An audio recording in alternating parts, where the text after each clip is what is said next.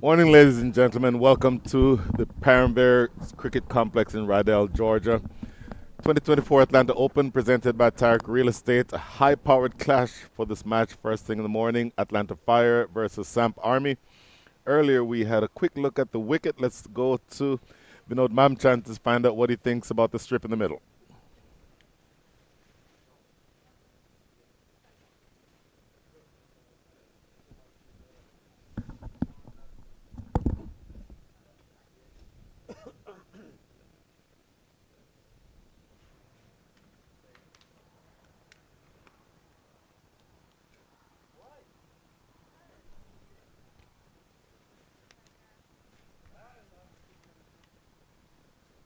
And the toss. Yeah, he has to. No, not. Does he mention the toss? Toss it.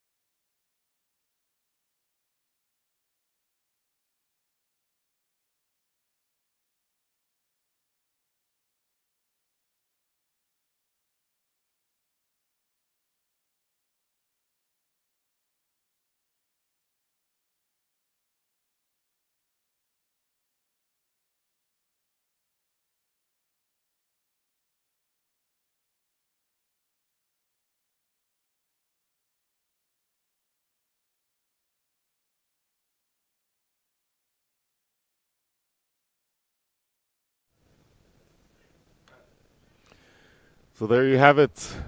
The Samp Army winning the toss, choosing to have a bowl. You heard the words there from Stephen Taylor. And Stephen Taylor himself is now in the middle. First delivery that you see there from Keon Joseph. Off and running here, the Atlanta Fire being put into bat by the Samp Army. Brian Walters, I'm happy to be joined right here by Athar Ali Khan. Good morning, Mr. Athar Ali Khan. Morning, Brian, and good morning all. Yeah, it is a lovely morning here, and there was no hesitation from Aaron Jones winning the toss and deciding to bowl first. Condition pretty conducive for the bowlers, especially the first few overs. The power play, crucial. Keon Joseph, the man with the new ball in hand. This is now Rajdeep Darbar. Short delivery, pulled into the outfield. A long run for deep backward square leg. Won't go all the way to the boundary, but they'll jog through for an easy two. High-powered clash here to start things off on this Thursday morning, Mr. Athar Ali Khan. We were expecting some fireworks here because both the teams, remember, have played 2 matches apiece and they have a 100% winning track record. Mm-hmm. So both will be trying to make an early impression here. It'll be interesting. This is a top-of-the-table clash. High-powered teams, both of them very well stacked. We'll go through some of the individual players shortly. This is Keon Joseph again. Slash, and did he get a tickle on that? Wanting to look at it, don't know that in fact, they're celebrating. Is that given? It was given. So that is, I believe, the first wicket. There's an edge and straight to the keeper. First wicket down. Yeah, it's a really wide delivery, and don't know what the batter was thinking. Tried to chase it, and in the end, just a bit of a tickle and straight to the keeper. It's a pretty decent catch as well. Look how wide that is. It was a little bit low to his right side, but early success for Samp Army. That's exactly what they wanted to do. Pick up an early wicket. Atlanta Fire, 3 for 1. So now, after Ali Khan, we worked the Atlanta Fire game yesterday. We talked about the fact that they played one game. They had a very truncated game because they only had a few runs to chase, and so the game itself lasted for probably less than an hour and a half. Yesterday they struggled in the game. Do you think that some of that lack of match practice might be contributing to a relatively slow start here? They need to take that out of their head. I mean, yes, the batters have not put their hands up to score runs. You know, they only chased 44 in that first game against St. Louis Americans, and then in the last match against the Smashers, they struggled to cross over in the end, losing 6 wickets to chase 75 odd. But they need to understand that especially early morning batting is not going to be easy. It's more of a case of a survival. So they need to survive it and ensure they don't lose too many wickets. If you do, then trouble for Atlanta Fire. Trouble indeed. This is Mark Parchment, who has come to the crease. 3 for 1, 1 wicket down. Talk a little bit more about that, because they're wet, moist conditions. Maybe the pitch is a little bit tacky, as you heard from the toss report. What do you think the approach should be from these batters? Take your time. Take your time and don't play any rash shots. Shot selections will be the key, because there will be opportunities to score runs, so wait for it.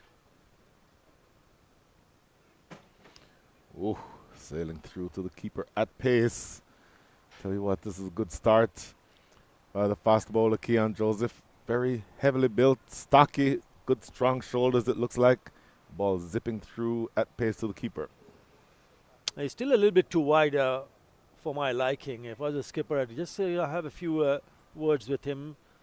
Get the ball closer to the bat. Yes, he's picked up a wicket, but you got to get it a little bit closer. Look how wide that is again. This time it's a little bit closer. 4th stump line into the offside, no run. So 1 ball remaining here in over number 1. A good start for Keon Joseph.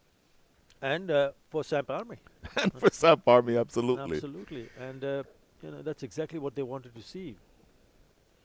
Go and bowl in the good areas and ask questions. Yes, they've managed to pick up a wicket. It's a good start. It's a good start for Samp Army. talked about the fact that they had such a straightforward victory in the first game. I'll say more about that after the end of the over. Last ball of the over coming up. Goes through, bounces a second time before it gets the wicket keeper. Sneh Patel. That is the end of one, a successful one for the Samp Army. Scores 3 for 1.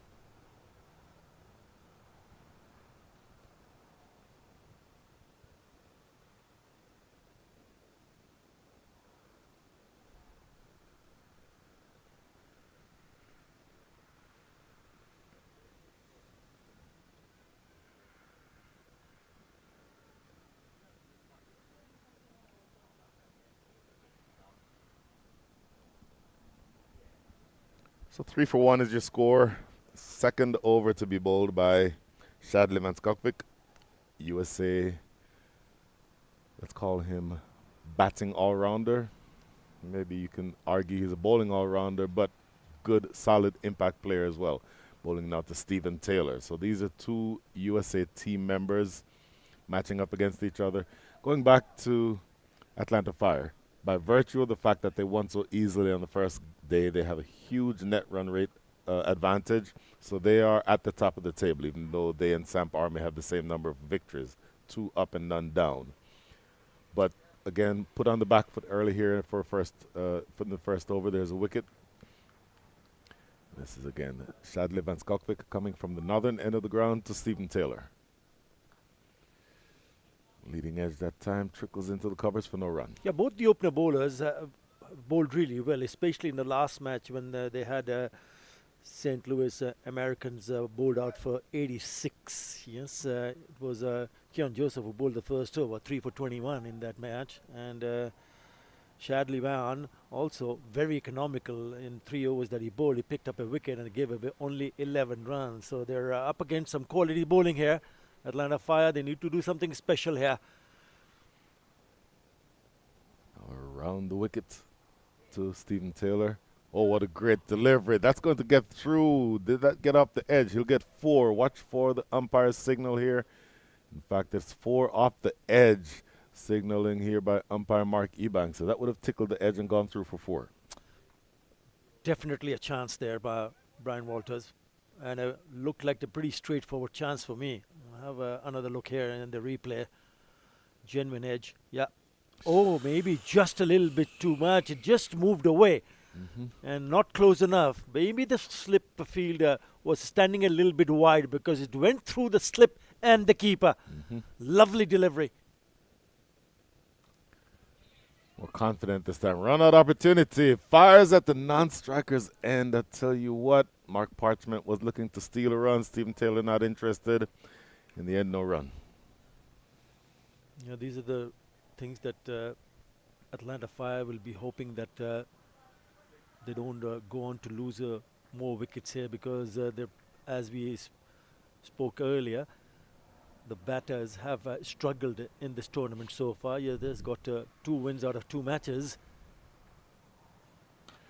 Oh, Shadley Van Skokvik gets this one wrong. Full toss, loopy full toss, struck straight down the ground for 6. Yeah, the skipper on song here.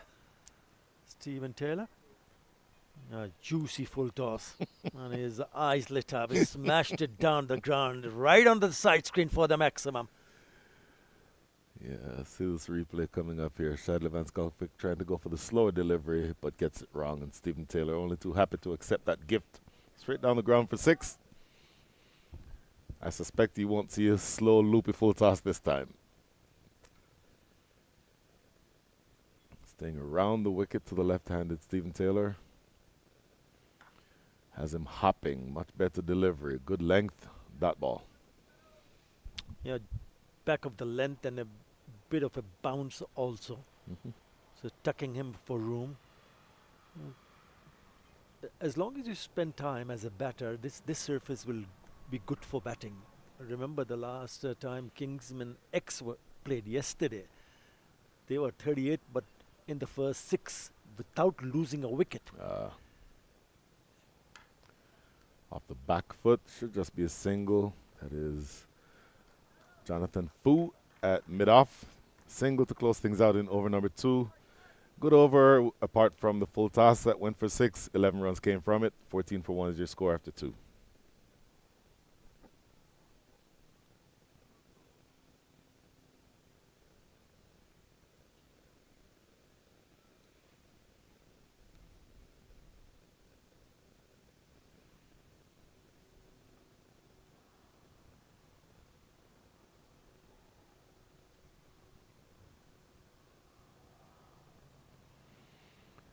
So Keon Joseph to continue.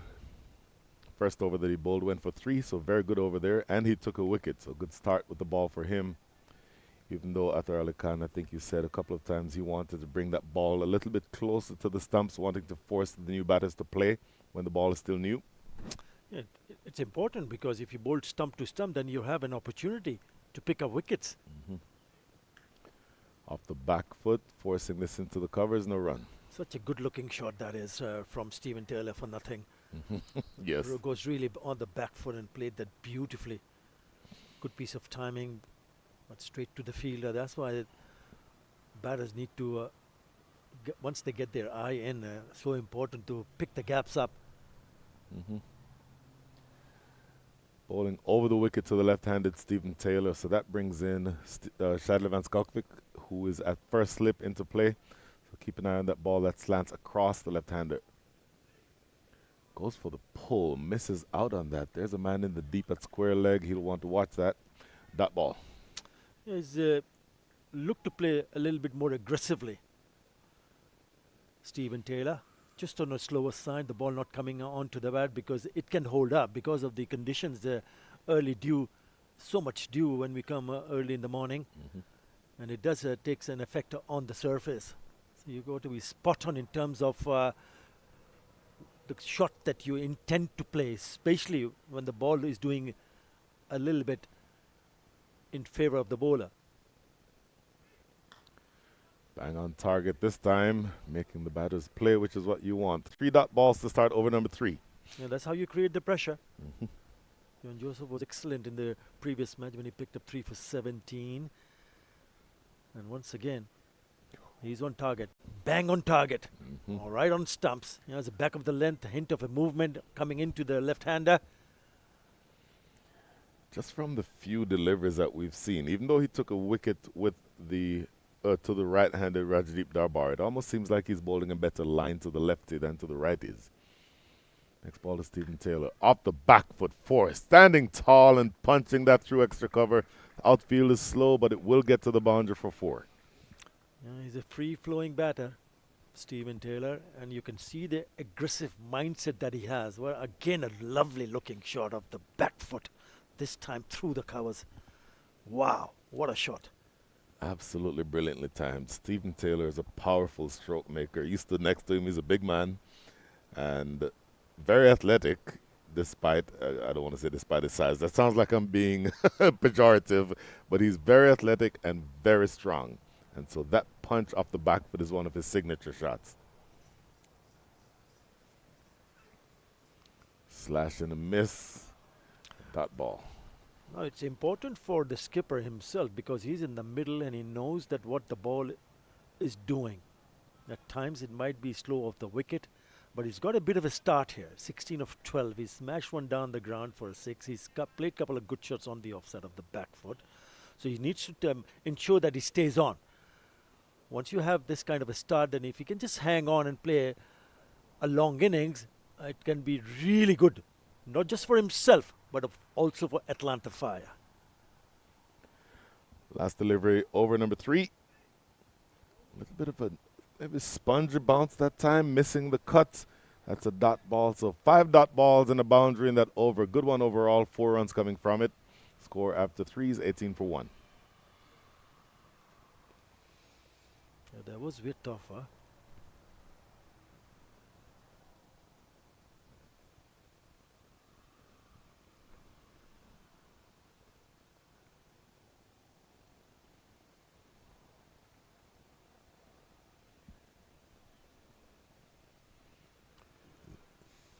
So again, 18 for 1 after 3. Mentioned earlier about the matchups in Group A. Atlanta Fire is at the top of the table. Samp Army number 2, both on 4 points. But the net run rate for the Atlanta Fire, based on that tremendous victory they had the first day, is 5.79. That is a tremendous net run rate. And even though the Samp Army also have been dominant, their net run rate is 3.75. So by virtue of that, the Atlanta Fire is the higher ranked team as of right now. Lost a wicket early, but Stephen Taylor and Mark Parchment are both trying to rebuild things here. This is Shadley Van Skalkvik back into the attack for his second over. Whoa. Good pace of delivery. Well played in the end by Mark Parchment, dropping the wrist, keeping everything out of trouble. A bit of a surprise factor if you can look at his reaction. Again, that extra bounce. He's rolling the fingers over. Well, it's not a bad idea, especially early on, to see how can you really put a little bit of doubt on the batter's mind.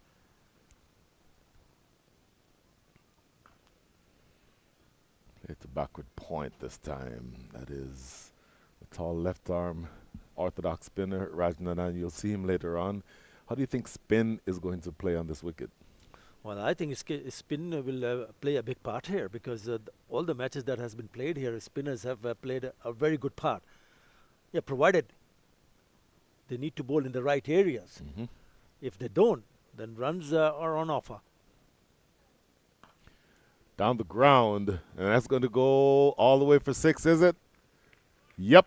Lovely strike straight down the ground. Maybe Shadley Van Skulkby getting this one a little too full. Straight down the ground for 6. Well, Mark Parchment opens the account with a lovely shot down the ground. It's on the distance. We've already seen a 6 from the skipper. This time it's the right-hander. Taking his time, but that is a terrific hit. Picking up the length so very quickly.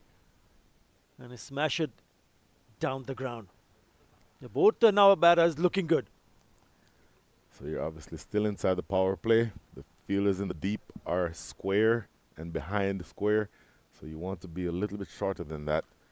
Whipping it away into that fielder deep square leg. So that's more the delivery you expect inside the power play with a man in the deep. Yeah, he's got only one deep square leg, and once you start to bowl short pitch deliveries to the batters, especially to the right-hander we've seen, he can still pick up gaps because there's a huge gap between the mid-wicket fielder and also deep square leg.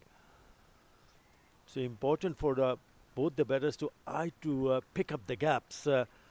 It's good going, yes. They lost an early wicket, Atlanta Fire, but since then both the batters are looking pretty comfortable. Certainly looking comfortable. Partnership worth 22. Oh, lovely shot by Stephen Taylor. High front arm that's running away down the ground. That's almost a better shot than the 6 that he hit down the ground. Again, really good piece of batting here. What he's done here is once he sees the ball is pitched up, he's not playing along the ground. What he's doing is he's hitting it over the top of the infield. There you go. And it's a nice follow through also. I thought he didn't middle it, but still enough on the bat to get it across the boundary ropes. So another very good shot down the ground. Absolutely. Last delivery of the over around the wicket to Stephen Taylor. Played back down the ground. Maybe a couple more runs here. In fact, that's going to run away for 4 more. So lovely batting by the captain. Takes 15 runs from Shadley Van Skulkvik's second over. The score after 4 is 33 for 1. No, that's a shot of the day for me. Look at that. Stand and deliver on the onside. There was a fielder at mid-on and he had no chance whatsoever. Great piece of timing. And another boundary to finish the over. It's 33 for 1.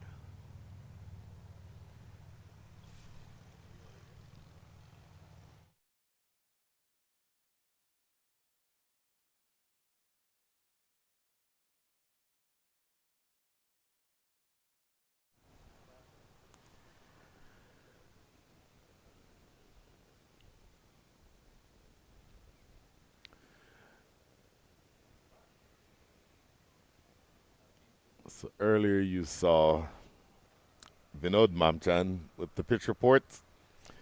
Vinod Mamchan's heart is going to be beating just a little bit faster now because the man with the ball in hand is Liam Mamchan. Liam Mamchan, good pace bowler, stockily built. I would give him about 6'1" or so. Sharp, coming off an injury, has been injured over the last year or so, but now coming back into full form. And he's thrown in here at the danger end because you're still inside the power play. 2 overs remaining. And so his job now is just going to be to keep it thereabouts, short of length on off stump, and see what he can get done here with Mark Parchment.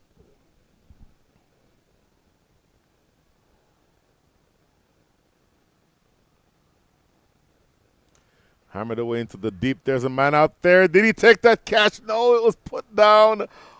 That is Rajnanan on the deep mid-wicket boundary. Could have had a wicket his first ball. Yeah, dropped. Not an easy chance. Once he pulled that away, it looked like he was in business, but it just died down. A little bit better effort in the D would have fetched him his first wicket, or the very first delivery in his very first over. Oh, boy. Hearts were in our mouths there because he would hit that cleanly, but straight toward that fielder in the deep. And so a single from the very first ball very much could have been a wicket. Now the left-hander Stephen Taylor on strike. He's bowling around the wicket to Stephen Taylor. Watch the man at deep mid-wicket for the left-hander because Stephen Taylor is very strong in that area. Good delivery. Bang on target. Rolling stop by mid-on that time. That's Keon Joseph. No run. Nicely played. Right behind the line of the ball and presenting the full face of the bat. And that has been the key feature of his batting, Stephen Taylor. The number of boundaries that he's picked up is down the ground, trying to play in the V. And that's what you expect, especially from the top order. Ooh, misses out on the pull here. That one not quite bouncing as much as he was expecting, Stephen Taylor. Pace of the ball, pace of the ball. That's a good delivery, knowing that both the batters, especially Stephen Taylor, is in an attacking mood. So not a bad idea to take the pace of the ball. He didn't pick that one up. It's clever piece of bowling from Liam. So halfway through the over, 1 run conceded, but he has to finish strong here. Well bowled, bang on target. They'll sneak a single, underhanded throw. Not able to get anything on it.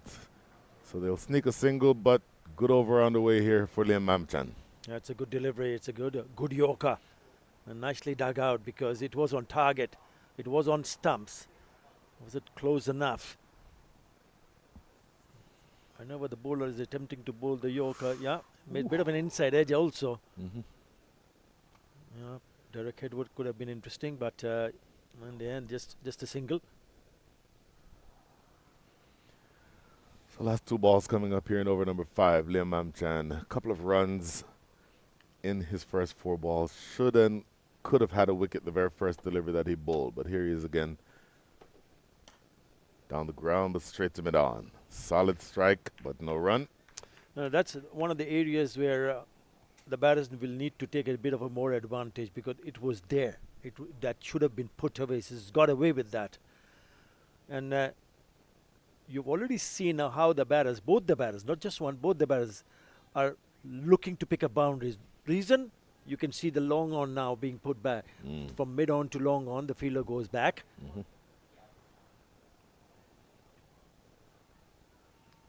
Final delivery for over number 5. Here toward us, that's going to go all the way for 6. Clean strike over the top of extra cover. Good shot, maybe just a touch too full and too wide from Liam Mamchan. And Mark Parchment cashes in for 6.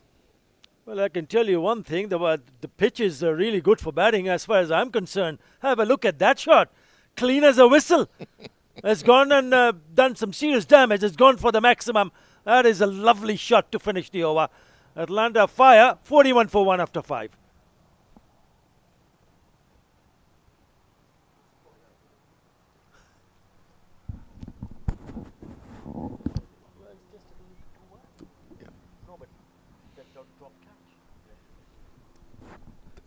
That's cricket, isn't it? Well, we mentioned him earlier. Rajnanan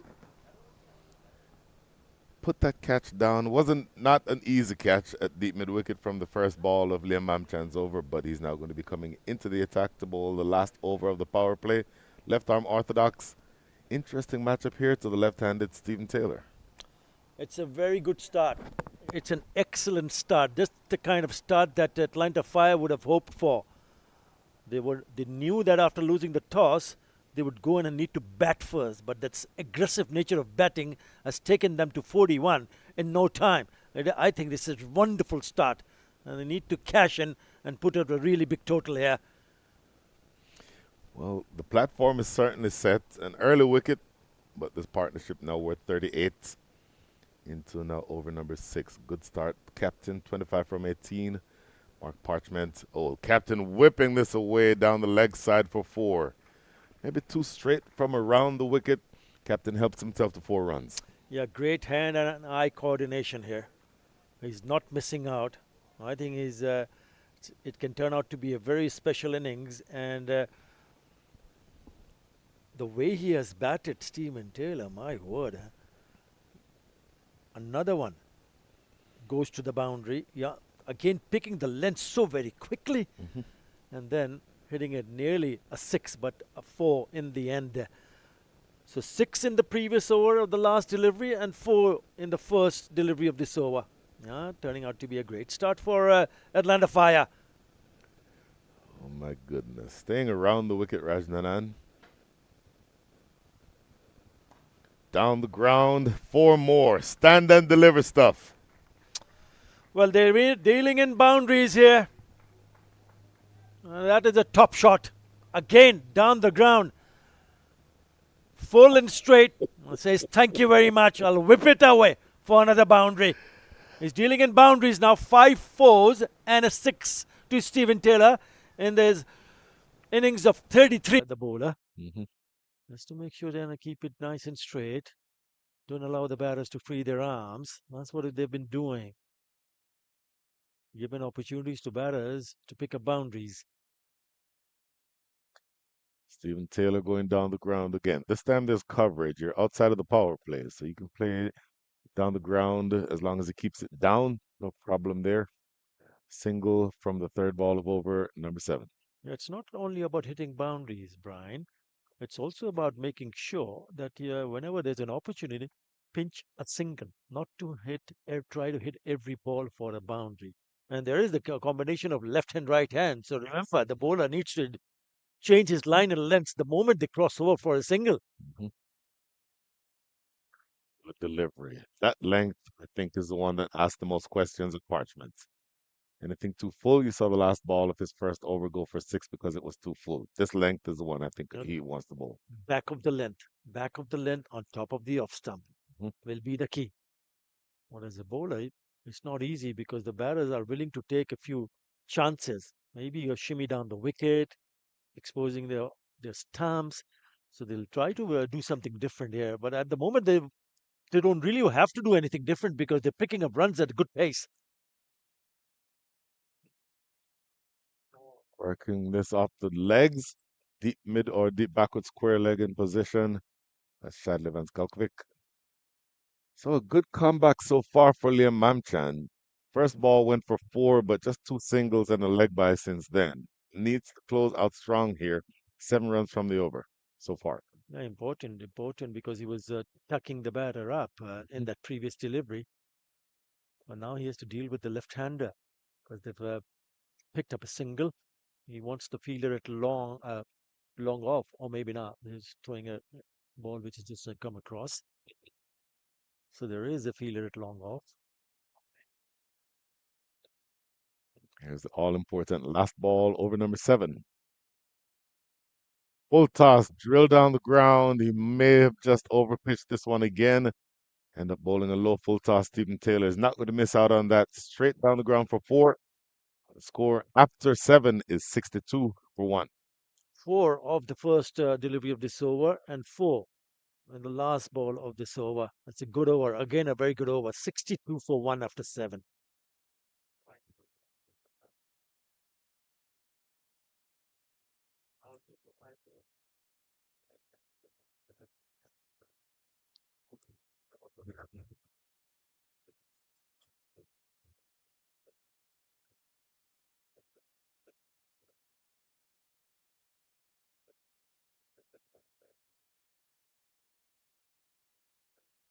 So, Mr. Athar Ali Khan, last ball of the over. How key is it for you to land that last ball exactly in the place that you need to land it so that the batters don't cash in on that last ball? Well, if you don't do it, then you're asking for trouble. It is important. Mm. What about this partnership? What about this partnership now? 59 of just 39 deliveries. That's turning out to be a really good partnership for Atlanta Fire. Rajnanan to continue. Play it back to the bowler. Spectators catch. Dot ball for the first ball of over number 8. Yeah, Samp Army need to find someone to dry up the runs, put a little bit of pressure, and you can do that by bowling dot deliveries. So he started well in this over. Couple of dots to start the over.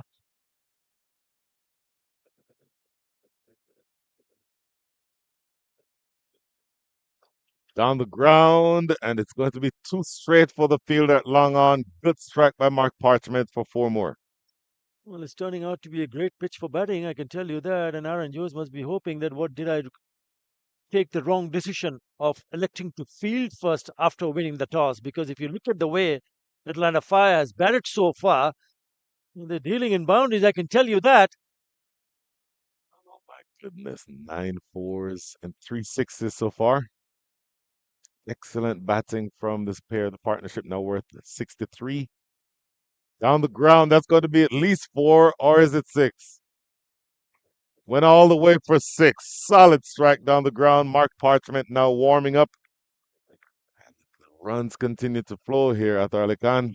That is a lovely shot. That is a beautiful shot. You remember he started with 2 dots, and we are talking about how to create pressure.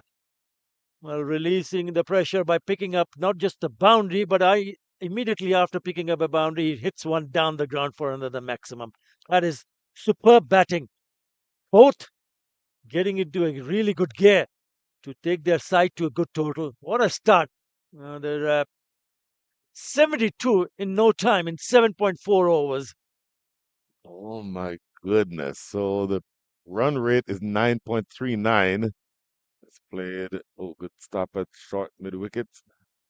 So after that dot ball, the run rate is now 9.19. That still projects to a score of 184. 184 is a challenging score on this wicket. But remember that it will be easier for batting second, you would think. Played off the back, but no run there. In fact, I won't say that definitively. What do you think? Is it easier to bat second in this match? Okay. End of the over. I want to hear your thoughts after this. 72 for 1 is the score after 8.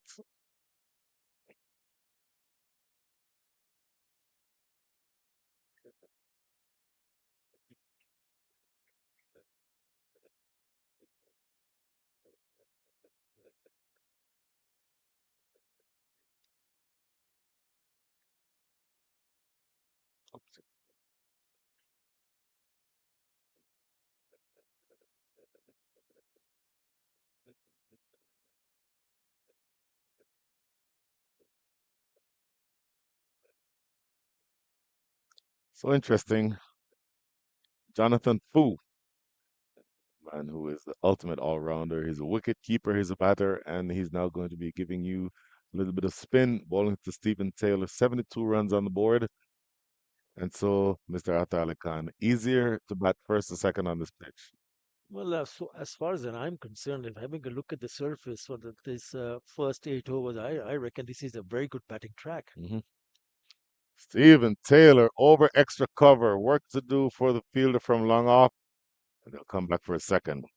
So it's important for Atlanta Fire to realize that once you've gone in to score the runs that quickly, then you need to eye to get as many as possible because batting will be good even in the second time around Hmm. because of the surface. But it's always the scoreboard pressure. Yep. Great delivery, goes past the outside edge. Once Atlanta Fire, if they can manage to score maybe 180, 190 or close to 200, if it's possible, then the opposition team will have that scoreboard pressure, and that's exactly what they need to apply. Lovely delivery, beautifully bowled. There you go, the spin, turn, grip. Oh, unplayable. Great deliveries. So 3 good deliveries to start with here by Jonathan Fu. Just 2 runs conceded from his over so far.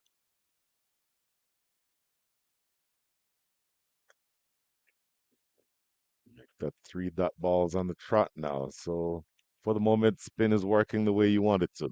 Yeah, I think spinners can play a part, but they need to land it on the right direction, the right line and length. Hmm. Heel. Our Nur Ahmed or Nuruddin having a good look, but then deciding that this is missing. What do you think there? Close, close, very close call because it zipped through. It's a bit on the quicker side. It's short. Ooh.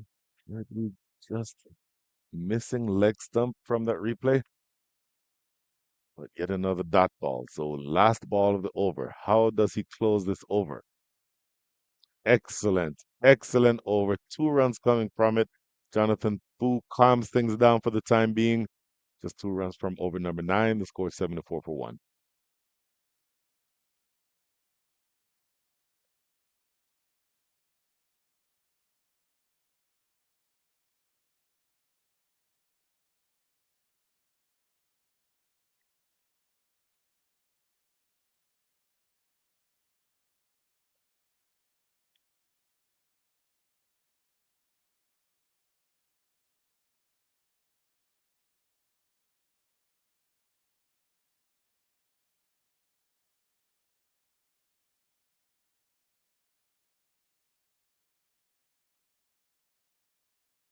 So 74 for one. First wicket fell 3 deliveries into this innings, but since then, Mark Parchment and Stephen Taylor have put on a 71-run partnership. Huge partnership in the context of this game. Well, they've laid this solid foundation here, and if not both, but one of them have to play till the try to bat till the very end because a well set batter can be a dangerous option for the opposition. Both looking very set, picking up boundaries, also playing some lovely shots. Off the back foot, that's a good looking shot in the deep. They'll get a couple of runs here. Left arm orthodox being brought into the attack. A few left arm orthodox options because you have Rajnanan, you also have Chen Paul Hemorrhage, who is not yet bowled. And this bowler, we'll get him as soon as we can because his jersey number doesn't appear on our sheet. But left arm orthodox, and we're one delivery into over number 10. Jaidev Patel, there it is right there. Okay, so Jaidev Patel, good delivery, played back to the bowler himself for no run. Yeah, nice and full and straight. That's well bowled. Huge hit over extra cover. How far does it get? In fact, it didn't go as far as I initially thought it would. That is returned by Shadley Van Skulpik. Just a single. Yeah, he was eyeing to play it a little bit of on top of the cover fielder, just opening the face of the bat. Didn't time it, but he still managed to pick up a single. Look at it. The idea was to hit it in that gap, not enough on the bat. Mhm. So again, a good delivery. Well, this will be interesting. The left arm orthodox to the left hand hitting Stephen Taylor, who is well set, 41 from 30. Good looking shot. And what I like about this approach, Stephen Taylor can be very, very aggressive, but he's choosing to keep it on the ground for the time being. Yeah, you gotta have a close look at the because it's a new bowler. Mhm. You don't want to take too many chances because you don't want to rule the fact that you took a chance and you got out. At this stage, you don't want to throw your wicket away. Just bat as long as possible. Quicker delivery here. Aaron Jones at first slip. Might be interested. In fact, right after that delivery, he takes himself out of slip. So interesting. Going into the last ball of the over here. There's a bit of a pressure. Mhm. Sliced away. That man running back, that Liam Mamchan after it. Sliding attempt. Did he pull it back? I think they're signaling 4. We'll wait to see what the official signal is here. And there's the signal from the umpire. It did go away for 4. So unfortunately, 4, the Samp Army, that one went away for 4. So 4 ends things here in over number 10. And that is up to 10, 82 for 1.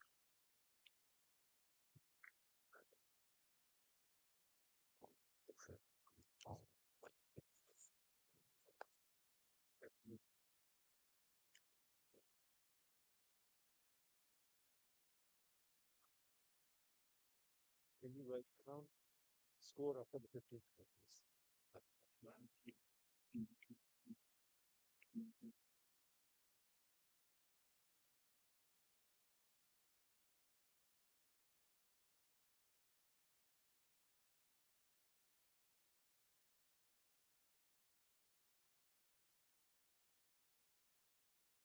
Or this is going to be Jonathan Fu continuing. Stephen Taylor hammers it straight through the hands of the fielder at extra cover. It was hammered hard, but probably should have been taken, and I think Rajnan will be disappointed with that. Mr. Vinod Mamchan, good afternoon, or good morning. Good morning. Morning, Brian. Yeah, second one that Raj has put down this morning. And must say the first one was a bit more difficult than that one. And Jonathan Fu would not be too happy with that, as well as Samp Army. I think they need to get that breakthrough this morning, and it's so necessary at this point in time to stop the flow of runs. Huge swing and a miss, and he loses his middle stump. So Mark Parchment eyes lit up and wanted a big shot over mid wicket. Misses a straight delivery, and the second wicket goes. 80-run partnership has been broken. 83 for two. Yeah, and Samp Army will take it a bit too late though, but they will take it still. As you can see, a beautiful side there, the middle stump, rock back.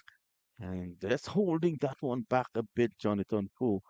And it pays dividends for him. And it's Sampami taking their second wicket. The only thing they can do from this point onwards here, Brian, is to look to take wickets to continue to break momentum. Now, you certainly want to keep taking wickets. You're down to the last 58 balls of the innings. But the Atlanta Fire have put themselves in a good position here. A big partnership that was just broken, but Stephen Taylor is still at the other end. He has 43 from 32, 7-4. 7-4 is in the sixth. And with the new batter coming in now, Rohit Kumar Paudel, he's a good batter, and I think they'll want to start pressing home the advantage from here. Yeah, definitely. Before he settles, they'll want to remove him, but still the ever-present danger is Stephen Taylor. Mm. And he remains out there. He looks in fine fettle for the three of just 32 deliveries, as you said before. And Patel, though, Jaidev Patel, his last over just 8 runs, backing up the work of Jonathan Four in the first over. And then Jonathan coming back in the second over, he continues to do well. Oh, look at that. First delivery looking to play the paddle sweep. Did that come off of anything? They'll get a couple of runs. Let's see what the call is from umpire Noor Udin. These are just buys. Interesting. So would that have passed over the leg stump, you know? Let's have a look at that. I think our director. That's what you saw Jonathan Fu indicating there that that would have just passed over the leg stump, almost kissed the leg bail, if you will.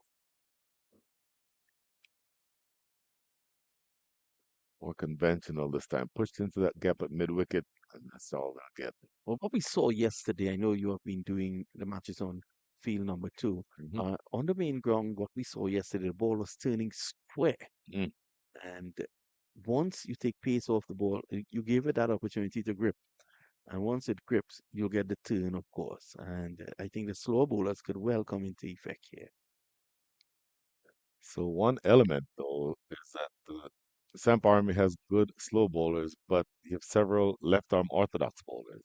Chandrapal Hemraj, we saw Rajnanan earlier, and then Jaidev Patel.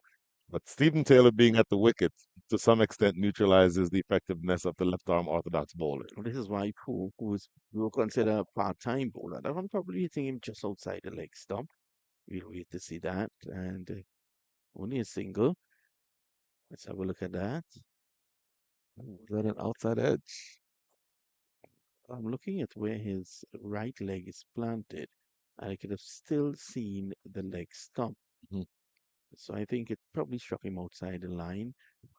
You'll consider Jonathan Fu a part-time bowler, Mhm. but the reason he's in there is because Taylor is on strike. Yes. Last ball over number 11. Very full. Yorker length. Defended back to the bowler. Uh, Tumbling save by Jonathan Fu. No run. this, 5 runs from the over. this is the funny side of that effort, but he's done brilliantly. Two of us, 1 for 5. My goodness. You'll take that from your part. You'll take that from your full-time bowler. Just take that every day and twice on a Sunday. So, end of over 11. 87 for 2.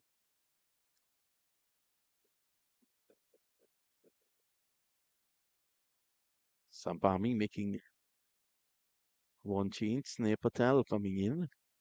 Snare, wicket keeping today. Again, Snare Patel is a left arm orthodox. Yeah, Jonathan Fu, who's also part-time wicketkeeper, wicket Mhm. keeping in the first two games for them as well. There's Santa. There goes Stephen Taylor. Oh my goodness. Clears the field, clears the fence. Six over long on. Bad delivery in the zone, so to speak. There was a shot of Santa walking, and then Stephen Taylor thought that Santa brought a present. And that was the present. 6 runs. Oh my goodness. So Stephen Taylor, by the way, that shot brings up Stephen Taylor's 50. Very well played. 50 for Stephen Taylor. 50 from 34 balls, seven fours, and two sixes, the second of which you just saw. A lovely player, isn't he, Stephen? When in full flow, it's beautiful to look at. Oh my goodness. And the thing is, the platform is now well and truly set. You are at 93 for two, one delivery into over number 12. The run rate, 8.33. That projects to 167. But with 8 wickets in hand and only another 53 balls to go, you would think that they would up that run rate based on where they are now. I think Stephen is ready just for that, and Jaidev Patel is helping by bowling deliveries that are length balls. As you can see there, again, he was easily able to come back. He did pull it probably an inch or two there, Hmm. Ran. He's learning fast, is he? Well, the lesson is don't bowl it to Stephen Taylor in the slot on his leg stump. And when he's on the go, don't bowl to him at all. That's all. Exactly. Well, I think he'll prefer bowling to the right-handed Rohit Kumar Paudel, and the amount of turn will be away from Paudel, so he's going to have to be careful here. Play into the leg side, probably just a The touch too line, straight. yeah, the line all wrong there on that occasion. Don't think he will mind, as Nasir Khan feels. I don't think he will mind giving the single. Well, the single does get Stephen Taylor back on strike, and you have much less margin for error with Stephen Taylor. He's a big man, he's a long reach, and you already talked about his power game. Full toss, he may have gotten away with that. Oh my goodness. A low full toss that I think surprised Stephen Taylor. It came Could at have, pace as well. yes, yes, it did. Wow. Lost his shape. We'll see his reaction right now. He's frustrated at the fact that he missed out on that.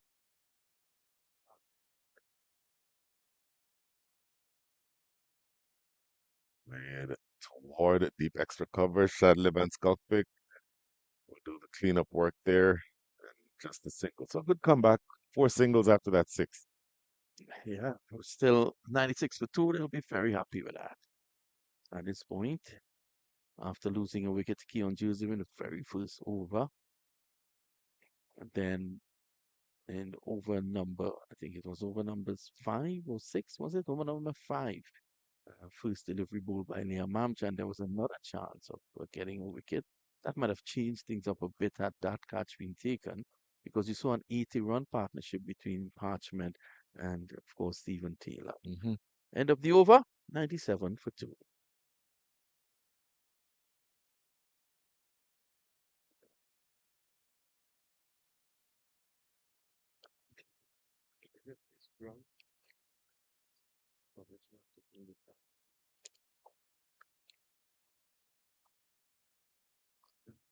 Well, there was action on Brian's ground. They can't keep him out of ground number two. Where's Shah Faisal? Keep a close eye on him. Pakistan is not doing too well. Faisal, I think, will be staying away from all commentary today. Yes, we are here covering this tournament, the Atlanta Open 2024. If you're a cricket fan and see what's going on in Pakistan right now, you'll understand why Team Shah Faisal is keeping a very low profile Yes. today. Walked into the ground very sheepishly. That's a turn we spoke of, Brian. Yes. Massive turn there. I'll tell you what, this is good work from Jonathan Fu, as you mentioned. He's a part-time bowler, but 2.1 overs, 1 for 6 are his figures so far. This is excellent. Yep. Take nothing away from Fu. He's still putting the ball in the right areas. He's thinking. As a young player back in Guyana, he is always seen as one with leadership qualities. Oh, it's a beautiful Oh, delivery. that line. Look at this. Fisden push this one through. Look at that ball grip and turn. Oh, this is lovely. This is absolutely lovely stuff from Jonathan Fu. Again, Stephen is looking at the pitch as if to say it has moved. Oh, he is making this ball talk. That replay tells you the whole story. Stephen needs to adjust. He needs to play very late. Whipped away into the deep. That is going to be Keon Joseph, just a single. Well, I don't know if you were forewarned by a good friend Atari Khan, but there's a line on the field that I think it was put there for the LPPL, which took Mhm. place about 2 weeks ago. That's not the boundary. The boundary is really on that. Some players have gotten confused. I would imagine reverse sweep. That's not to be Liam Bamchan. Point cleans up. Should just be a single there. Your buddy. My goodness. So one ball remaining here and over number 13. In fact, no, the 100 is up with that single. Stephen Taylor on the back foot, empowering it away over square leg for six. Bad delivery, too short there from Jonathan Fu after an excellent over. He had conceded at that point just 8 runs of his 17 deliveries. Oh, look at that. Brian Walters would have murdered Well, me in my prime, sometime in the Reagan administration. that. 6 runs come from that last ball. 106 for two is your score after 13. Beautiful shot of the Atlanta Fire setup there at the moment. No one under the umbrellas. Where's Hassan Tariq? He did say this morning, I posted a photo with the caption, whole Georgia morning. And he responded by saying, it's going to warm up with the fire. Right. At this point in time, he's not wrong. He's absolutely not wrong.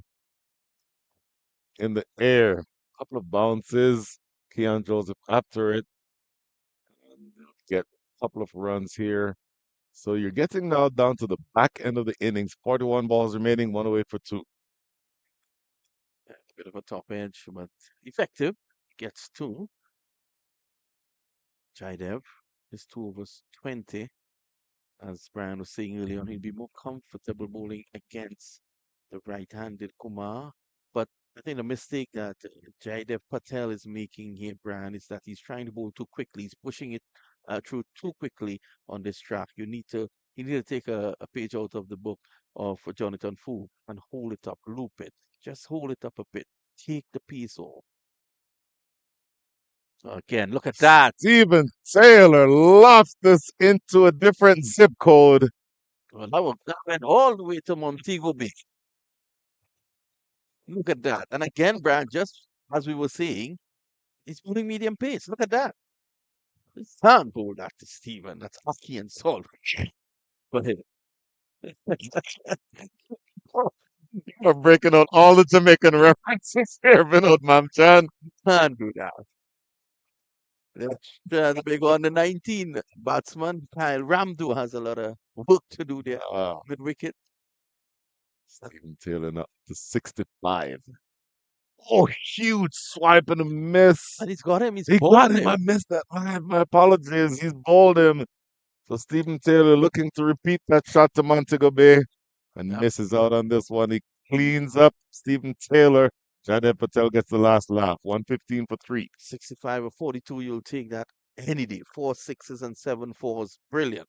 And Steven Taylor continues to be a marquee player here in America. Oh my goodness. But does the fall of that wicket offer a slight door left open for the Samp Army to crawl through? Well, the great Jeff Boycott always says you add 2 wickets to your present situation and you understand where you are. Hmm. So if they can get wickets here now, another wicket here or two, all of a sudden Sam will be back.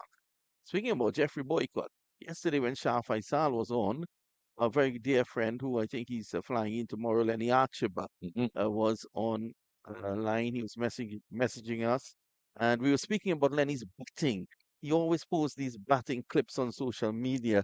The Christmas morning knock, Yes, yes, the yes. New Year's knock, the Boxing Day knock.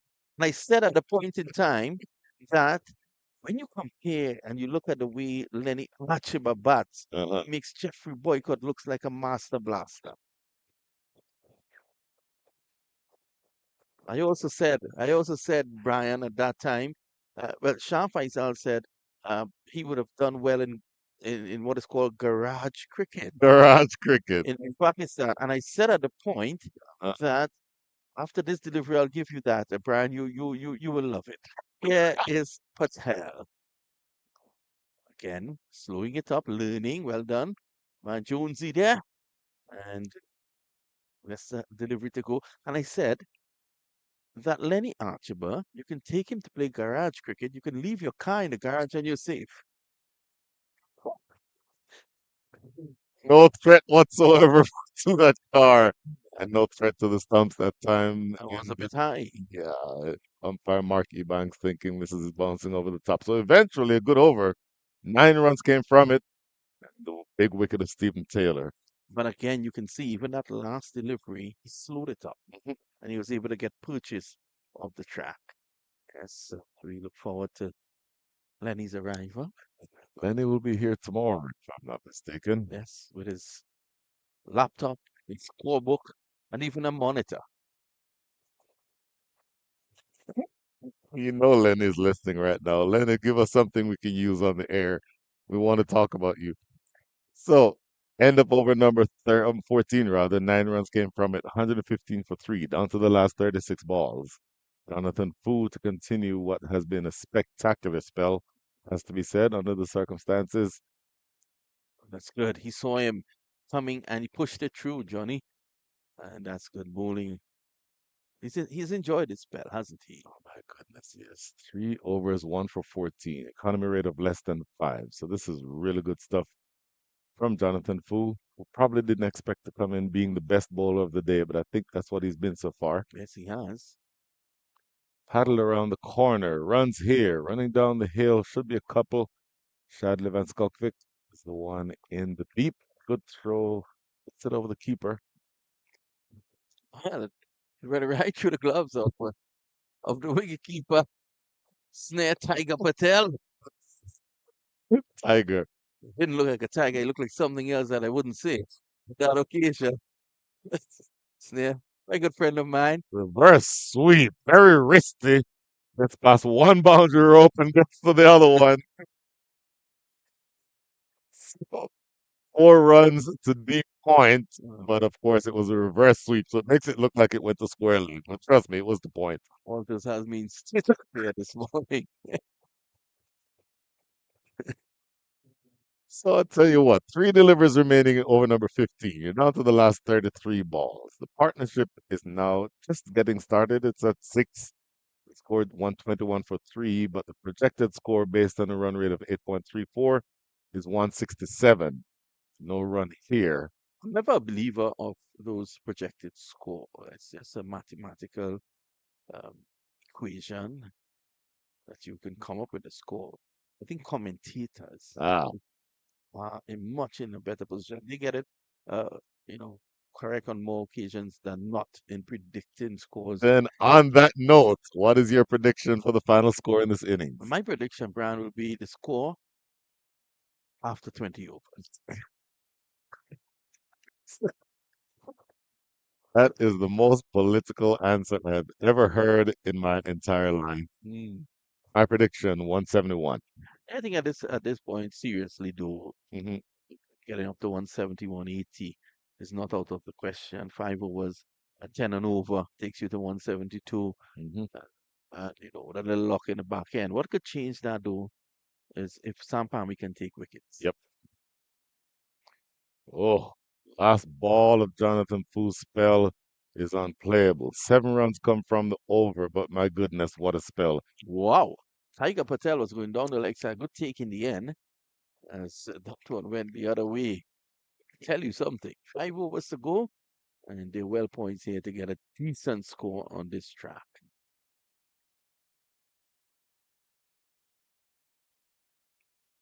Shot of something. Not sure what we're looking at there. I'm not sure. I don't think the cameraman is sure. Oh, I think is that the Smoky Mountain, Brian? I live in Austin, Texas, so that's the person to ask that question. Oh my I goodness. remember, speaking about politically correct, I'll get back to something I told Joseph Reds Pereira while on commentary in the Pakistan West Indies Test match once. Uh-huh. Yes, Pateli sweeping and sweeping well. Oh, brilliant effort there by Nasir Khan, knocking it down, saved certain tree. Oh, that is well done because that ball took an awkward bounce on him. Easily could have bounced over that grasp, and he managed to move the hand up with the awkward bounce and saves 3 runs. So what you said to Respirera? Well, West Indies, they were playing in Guyana. We were on commentary, and the West Indies were about to lose the ODI game. And the fans in Guyana, as is custom, as has become customary, when the home team is not doing well, they normally leave the stadium. So he was telling me, I said, Reds, they're not true supporters. They should be staying on to the last point because Jason Mohammed was still there batting, Hmm. and there was still hope he's a frontline batsman. So what Joseph said is that they're living very far, and that is why they're probably leaving early. And so he asked me, he said, it's like in Trinidad, if there's a match at the Queen's Park Oval, Right. you might have fans from Point Fortin, so they may want to leave early to avoid the traffic. This is struck away down to 4, and not putting for enough pressure. They take 1. So he was asking me, he said it's similar. If you're in Trinidad and you live in Point Fortin and you're at the Queen's Park Oval, you may want to leave early to go home. I said, Sure, I could understand that, Reds. But what got Reds in trouble was when he asked me the distance from the Queen's Park Oval to Port of Spain.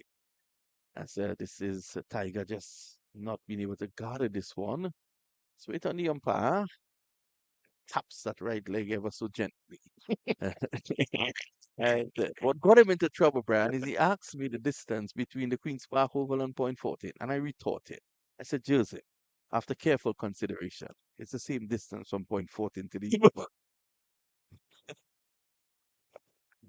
Swept away into the deep. 5 deliveries, 5 runs, 4 off the bat, one via the what was it? A light tap of the leg. What did you say? Light tap, a gentle tap A of the gentle leg. tap on the leg. Not a bad over at all, isn't it? Oh Five no, runs. that's to close strongly here though. We've seen the last ball of a few overs go awry. Let's see how he closes this over. Well done. 6 singles. In fact, they may be looking for 2 here. Should they? No, they will not get 2. Nanan is there to make sure that that does not happen. Under the circumstances, a brilliant over. Run a ball, score after 16 is 128 for 3. Yep. So it's a good over, good pull back over to an extent. If they can now follow up with another tight over, they could then change the final outcome in terms of that target, which is pointing in an ominous direction. It could be all 170, as Brian said, 170, 180. Joseph is back. He has the experience. He and Joseph, the former West Indies under 19 player, played for Guyana as well.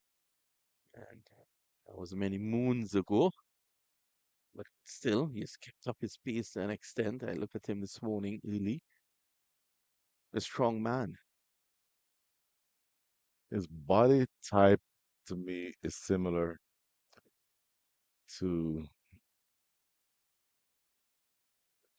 when you get as old as me, Hmm. everything doesn't always come the way that you want it to. Yeah. Me get the name. Rashawn Primus is the name I was searching Russian for just Primus. now. Yes. Let's Not play at this one all. away. Good stop there by Tiger. Tiger prowling behind the stumps. Yes, Russian Primus. Stockily built. Get the ball to rush through. Normally, these guys, they bowl a heavy ball. Primus probably slightly stockier than Keon Joseph, but similar build. Both very strong in the shoulders. Don't necessarily sprint in, get much of that momentum from the delivery from the shoulders. Just Not the really Mike, strong. yeah, not the Mikey holding type. No, not the Michael Holding type. Yep. Best run up in cricket, Ever. fair to say. Haven't seen anything close. Although I did appreciate the run up of Rion King. I what he was going to be the next name that I called. I loved Ryan King's run up. Mikey obviously is going to be number one. There's been a few run ups over the years that are less than ideal. Yep. I would say, in fact, I'm about to insult a whole lot of people. As a scoop, Tiger, Tiger is on the prowl, as Brian said. Now, brilliant bit of work there. let me qualify the statement by saying that this man is the best pace bowler in the world, regardless of formats. Hmm. Not a huge fan of Jasprit Bumrah's run up. Not a Does, huge fan. does he run? He does not run. I think he walks. He's a walk, hop, skip, skip, walk, Yeah. hop, jump, beat. It's the ugliest run up you can ever see. It's not a type of run up you take your girlfriend to see. I can tell you that. Oh, tell you what, this is a good over underway. By the way, a good comeback overall for the Samp Army. So they're fighting their way back into this game. Yeah. And you can see Keon is taking the pace off. Hmm. Again, we spoke of the experience of Keon Joseph. Shadley might soon be back into the attack from the northern end. And that's good. These guys with the experience, 129 for three. We may have to readjust our final prediction. So 170. Well, you didn't make one, so there's that. Oh, another delivery, taking the pace off. My goodness. It took the pace off, so he played early. And just that extra grip in the pitch allowed that ball to bounce just a little higher than he was expecting. So four deliveries into over number 17, only one run put on the scoreboard. This is excellent stuff from Keon Joseph. Yeah, excellent indeed. But Kumar was at the dinner table before dinner was served. Bit too early. Or, you're a stand-up comedian this morning, Mr. Mamchan. Next delivery. Oh my What is he doing goodness. there? Not sure what that Come was on. about. Mr. Kumar, he's complaining. Not sure exactly what He's he's been asked, complaining about. he can't ask you about for why because he reached the ball.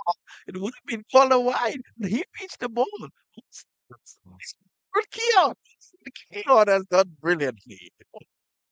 I honestly would like to know what his frustration was about there. Yeah, I'd like to know that. Reached over, Mm. ungainly fashion, got an underage that didn't go anywhere. So Keon Joseph keeping the ball out of his arc. Last ball of the over. Down the ground. If he Ooh, had done that the previous shot, he'd have been happy. a one-handed shot. Oh, he's a relatively small man, but he packs a powerful punch. Look at this. And oh, Oh, one-handed. one-handed. That was a right-handed Rishabh Pant shot. Yeah, he's gonna call all his cousins and send that clip to them. He won't send the clip of the previous delivery, but he'll take that one. With your keen eye, Brian, you did notice, and it has happened on many, many occasions in this innings Hmm. where you're having a good over, but they always that last Oh, ball. hmm. I saw it happen twice to Mamchan this morning. One of his in his two overs, the last ball went for six. Hmm. The other over, the last ball went for four after two tight overs. Yes. So you don't know if these guys are overthinking and just trying to finish strong by doing different things. Sometimes it's just about doing the basics right and keeping what's working for you going, and that's not happening. Some of the pressure relieved, 135 for three. They're looking up probably in the range of 160, 170. 10 and over the rest of the way gets them to 165. You would think that that would be at least what they're aiming at. Shadley Van Skokvik is not an easy bowler to score off of, though. Oh my goodness, that is hammered away. Okay, I take back what I just said. First ball is put away over backward square. Did that go for six? Let's have a look at it Yep, again. did go for six. The commentators Commentators curse. I do it with the best of them. Shadley getting that one just too short and going down the leg side. From around the wicket, this is a much easier shot to play. And he's continuing. In fact, is he switching? Nope, staying around the wicket. So Shadley will want to find a line that is more on off stump, Yep. and where that one went, definitely going down the leg side.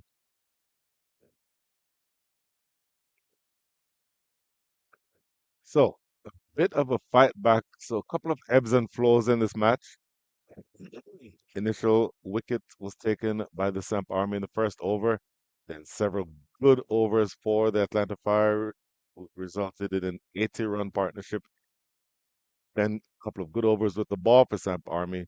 And now a bit of a fight back as the last two deliveries of this match, last ball of over 17 and first of over 18, have both gone for six.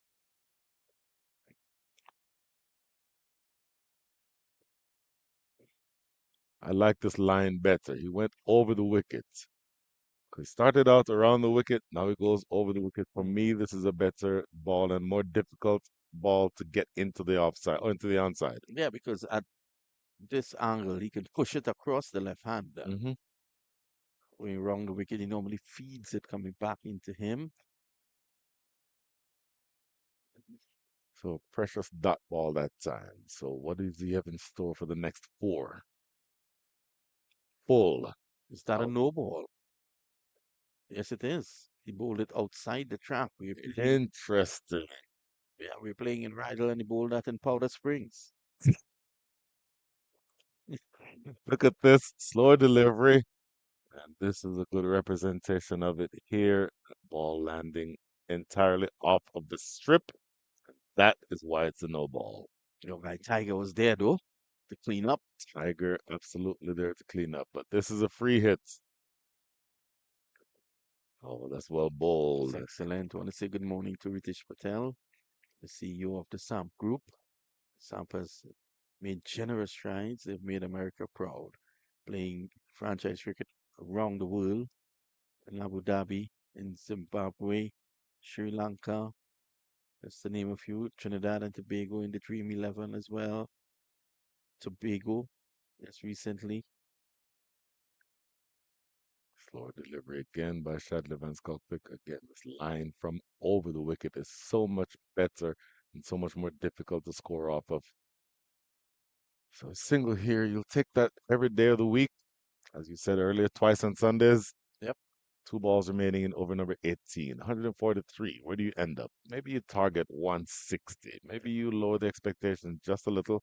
It'll be hard to score heavily off of Keon Joseph. I think 160 is a good score on this track. Hmm. And what the Fire would have learned is that the spinners are the ones to really peg back these batsmen. Sliced in the air, in the deep, but taken. That is a good catch. So eventually, Shadley Van Skalkvik gets one exactly where he wants it. It's sliced away in the deep, and a good clean catch taken at deep cover. Wicket number 4. Yeah. So Kumar, his misery ends really. He had one good shot, and he goes for 24 off 22. I think that he really struggled today. Well, he seemed, from that one that we were talking about where he was showing some frustration about what we are not exactly sure, but mentally, cricket is a huge mental game. Yeah, And if you keep your wits about you, then you have more of what happened on the last ball of that over instead of what happened the penultimate ball. I would say 90% mental. And the other half is physical.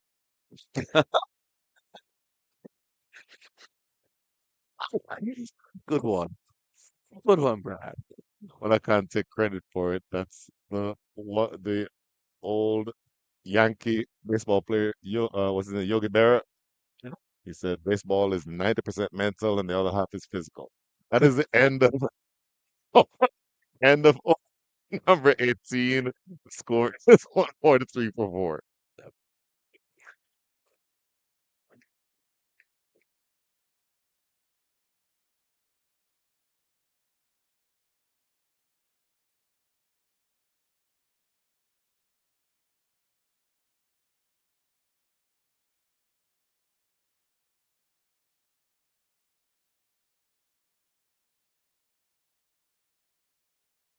Over number 19 will be bowled by Keon Joseph. Experienced Keon Joseph. Absolutely. So, He's done well, eh? Hasn't Joseph? One over. Sorry, 3 overs, 1 for 14.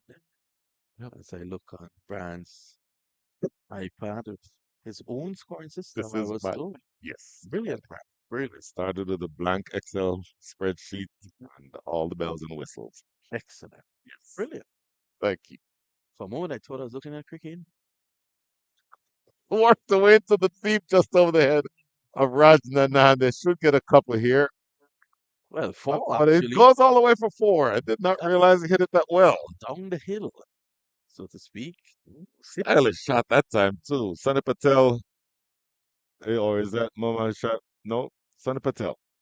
So good work working it off his hips and getting it down the hill for four.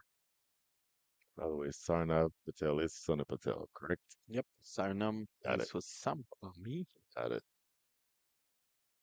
So maybe Joseph getting that one just a touch too straight going down the leg side. You talked about the basics earlier. Sometimes the basics are all that you'll need. Top of off would be what's called on here. Whipped away into the deep. Rajnanan can only watch it sail over his head for six.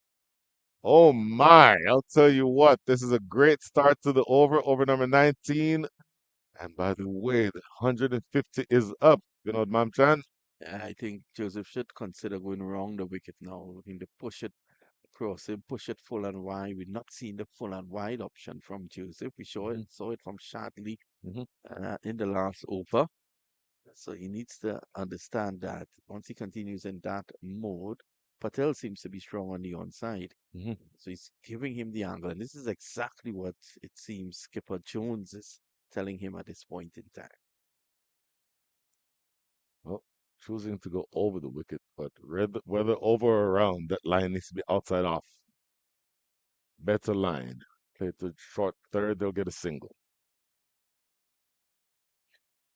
So down to the last nine balls of the innings, 154 runs on the board. Who knows? My 171 might still be in play here, I you think know. it's back. It's back with those the last two shots played there by your good friend Sonny P. So that's 10 runs that has brought them back into contention. This is why they need to be tight as the economy.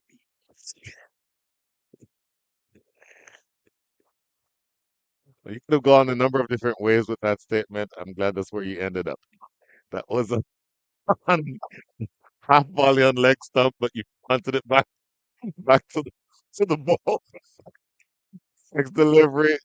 That's On a too wide. tiger, look at him. Let's have a look at that again if we can. Good old Tiger. But this delivery was more. Oh boy. Oh, here goes. Piece of keeping. Jeffrey Dujon, eat your heart out. I wonder if Tiger knows that you're making fun. Tiger's a good friend of mine. This is why I've attacked him this morning. But actually, being a part-time wicketkeeper, he hasn't done a bad job, hasn't Oh he? no, not at all. Not at all. Next delivery. Oh, he Again, is again. beautiful delivery. This is what we were speaking about. Getting that angle. Hmm. Allow him to go out there and fetch it. Excellent delivery. And well taken there by Tiger. Certainly. So two balls remaining now in over number 19. Seen before where the last ball of the over, MD Shaif, is that medical doctor Shaif? I would imagine it's Muhammad. Okay. If he's a medical doctor, then that would be even more impressive. Toward us. Yeah, six. Oh, I have not fielded the ball in anger in a while. Vinod Mm. Mamchan, I thought I almost needed to there. To end of the bat, though, if you take a quick, closer look at this, look at that. To end. Oh, bat speed was what got it over the line. Very little flourish on that shot, too. Yep. Timed it beautifully. My goodness, that is good work. So down to the last ball here in over number 19. It's been an expensive one so far, it has to be said. 18 coming from it with one ball to come.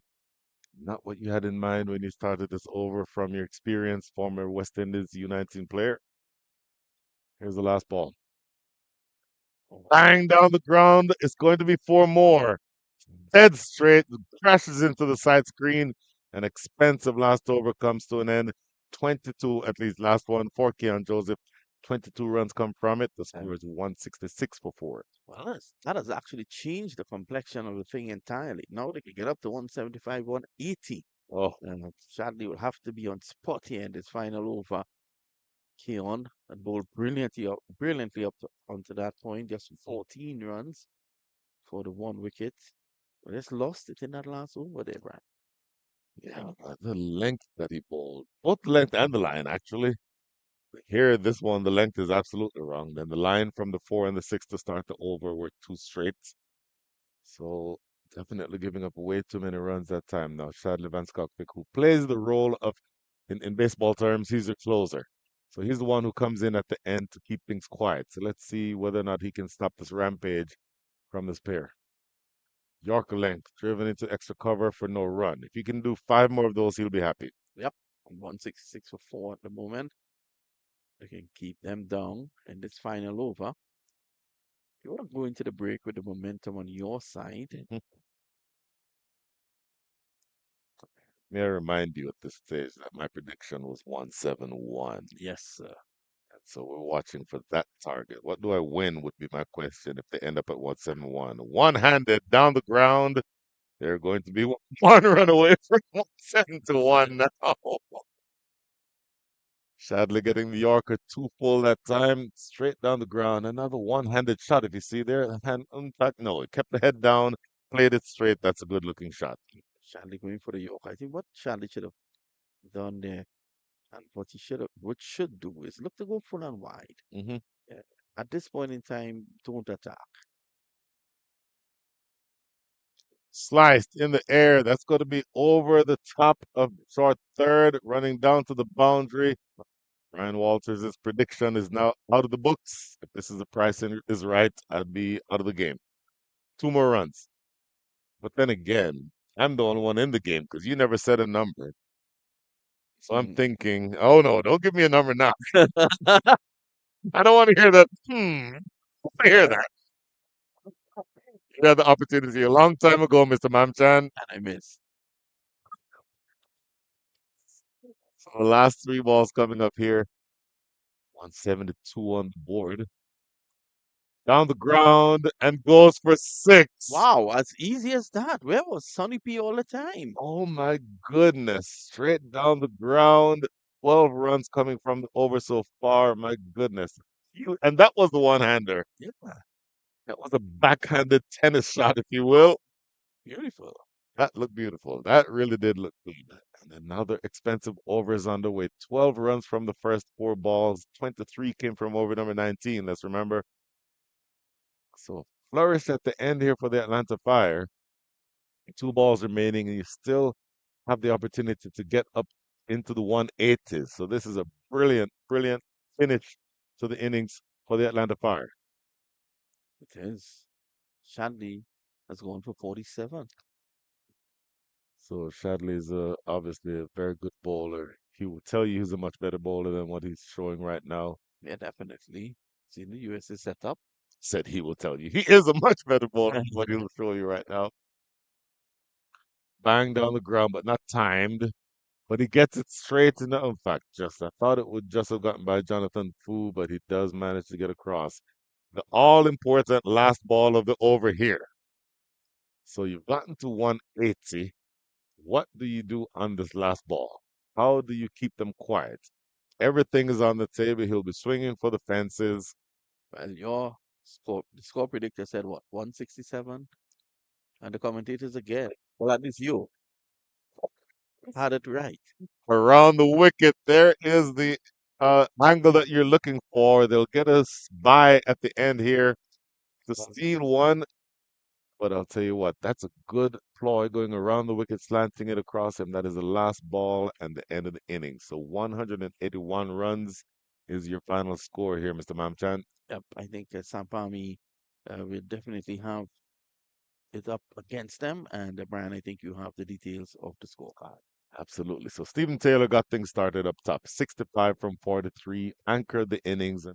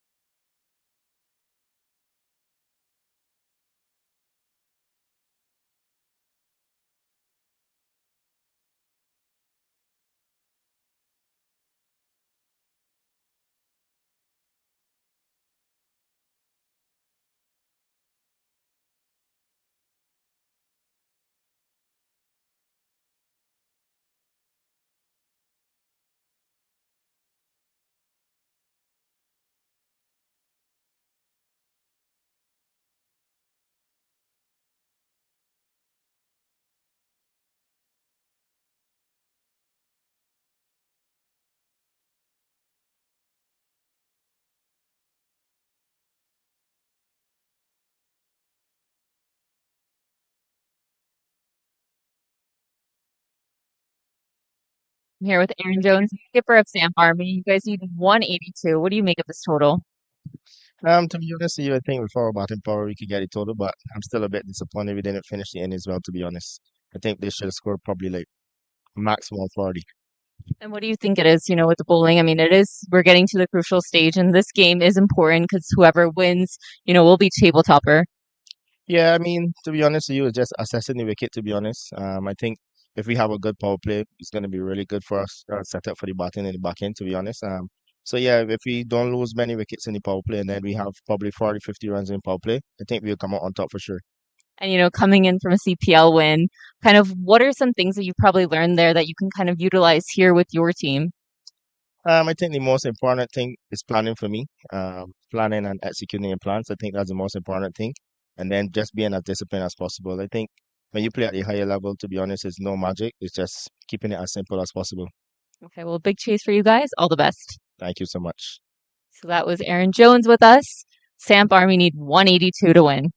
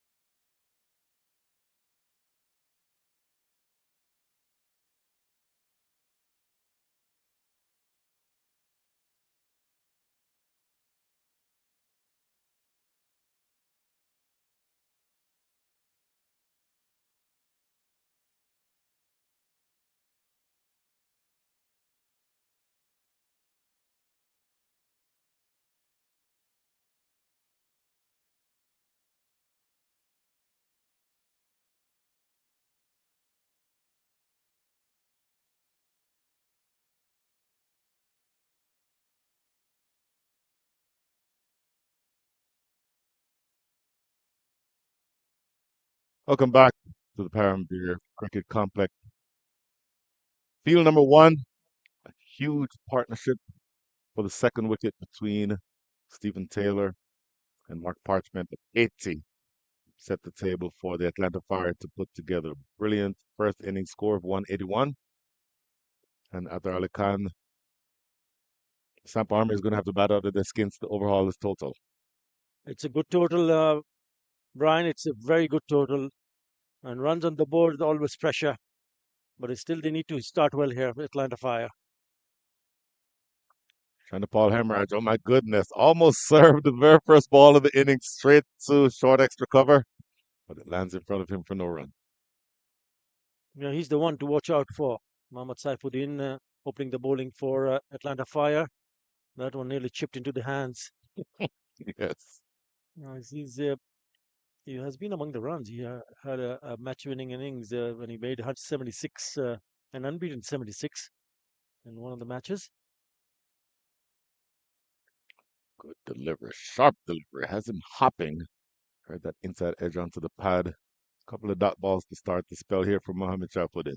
That was the game against Carolina Smashers when they managed to score 129 for 7. And in reply, Samp Army won very comfortably by 7 wickets in just 11.1 over, chasing that total of 129, ending up 132 for 3. Chandrapal Hemraj, 76 not out and just 38 deliveries, 6 fours and 7 sixes. So watch out.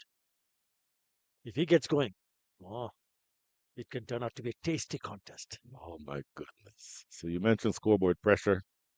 Scoreboard pressure is increased when you have the situation where you have dot balls. Dot balls in general build pressure. And then when you're looking up at such a big total, that certainly would have added to it. You just bowled a no ball. It's going to be free hit. Oh, I'm sorry. I missed that. Okay. All right. So Mama Concentrate, Shep Brian. Oh, Concentrate. sorry, sir. I'm sorry. I'm just in awe of your greatness sitting next to you. And so I was, I wish we had a camera caught the look that you just gave me. It's a free hit. Huge swipe and a miss. Obviously, no appeal for leg before wicket. See, once a team posts a total of 180 in the range of 180, I mean, they ended up scoring 181, Hmm. then the pressure is right from the word go. So you really don't have time to relax. That's the reason why Hamran is trying to play a few shots. Yes, it was a free hit, so he completely misses it. So credit to the bowler. Hmm. Not allow the batter to put bat on ball. So the one run so far is the no ball that I completely missed. And bang on target continues Mohamed Saifuddin. It'll also be interesting to see what kind of a strategy or the bowling combination that he will start with, because he started with his seam straight away, which is fine. It's Mm. turning out to be a good over. So Stephen Taylor would also be having a good look at the surface because he batted for a long time. I thought he was outstanding when he smashed those 65 in quick time. Worked off the hip. One run here to deep square leg. So finish I thought about Stephen Taylor. And they have some quality spinners. But one bowler who's stood out for Atlanta Fire has been Fani Simhardi. 4 for 5 Hmm. against Carolina Smashers in just 3.5 overs. And would you believe it? In the first match that Atlanta Fire played, they bowled out St. Louis Americans for only 44. He picked up 4 for none, 4 wickets for no runs in 2.1. Oh my goodness. Defended this one. Trickles to the keeper. No run, and that is a good first over despite the no ball. 2 runs come from it. They need another 180 runs in the next 19 overs. The score is 2 without loss.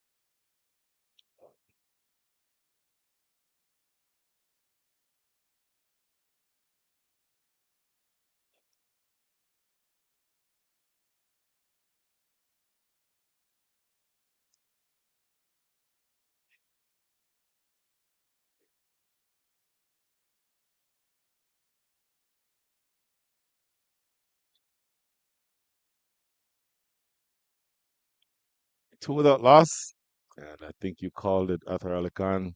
Spin is going to play a huge part in what happens the rest of the way. In particular, you like the option of bowling a right-handed off spinner to a left-handed power hitting batter. So Stephen Taylor has brought himself on. He'll be bowling to Chandapal Hemraj. So it's got a couple of options, and I think it's a good option to have, especially spinners in the team lineup because we've seen the ball to grip and turn at times, so it can be a bit of a difficult task. Hmm. In the air, catchable, long run. No, doesn't quite get there. That is Amilo Alfonso in the deep. Thought he had a chance off the bats, but it lands for a single. Yeah, he caught it from the not from the middle part of the bat because I thought it was a long hop. He should have been put away for a boundary. Hmm. He's got away with that. It's interesting. You mentioned Fani Simhadri earlier on. Those of us who are here in the U.S. know that he's a wicket-taking bowler. So it's not surprising that he's taken 2 wickets in four, 8 wickets in 2 matches. Brilliant. Typically leads the minor leagues or is close to the top of the minor leagues in terms of wickets taken. And he's going to be somebody to watch out for when he comes in to bowl later on. Played right back to Taylor. This time, no run. Yeah, left arm seamer. So they've got some really good bowlers in their 11.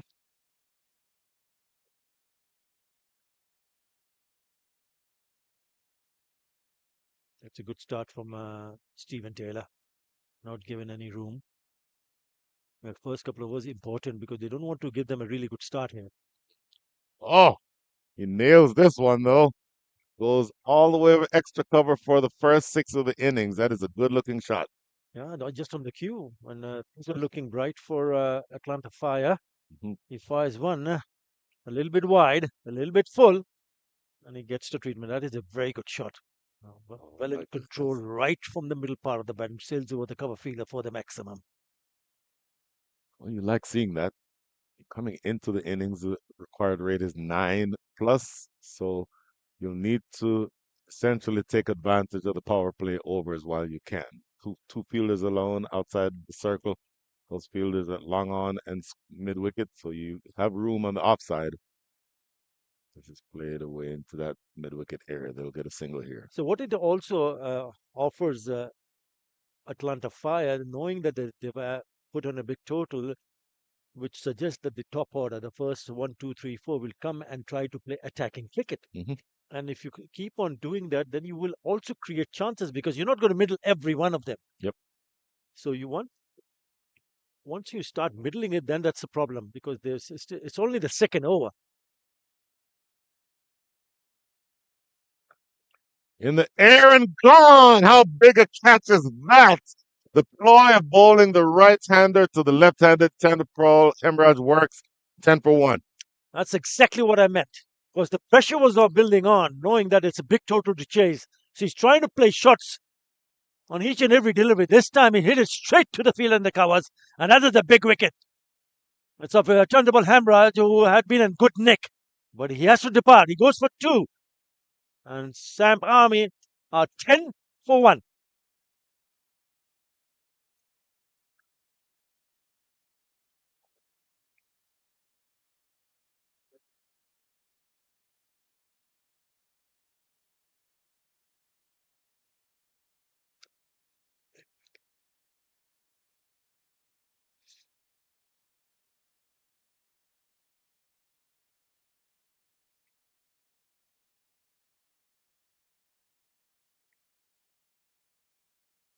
10 for 1. What a moment in the match this is. Chandapal Hemraj again coming off of the back of an innings where he scored 76 from 30 or 78 from 36 balls.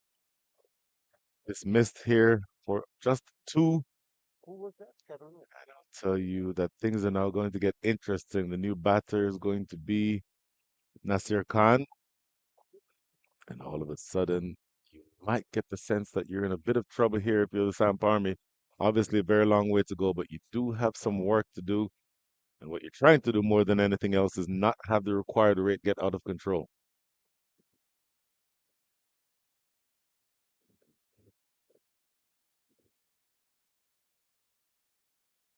So Mohamed Shah put in back for his second over, bowling out to Deepak Kumar Patel.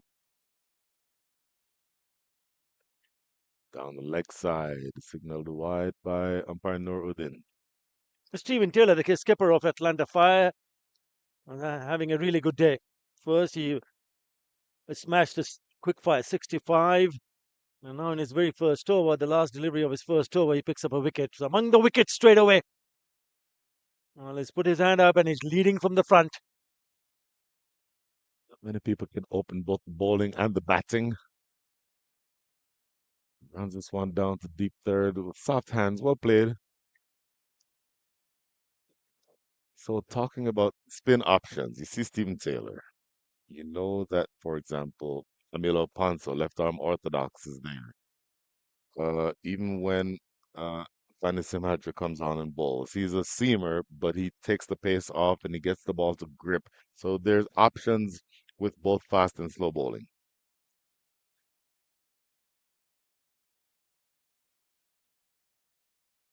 In the meantime, this is probably the number one strike bowling option. The delivery has him jumping and missing and playing. That ball here, I'll tell you what, the pressure is now starting to build. 12 runs on the board, so you need another 171. Make that 170. Well, Fire the rates. it's a, I mean, if you look at this over, I mean, there's a hint of movement Hmm. because he's beaten the bat a couple of times now, Mohammad Saifuddin, and he's bowling in good areas.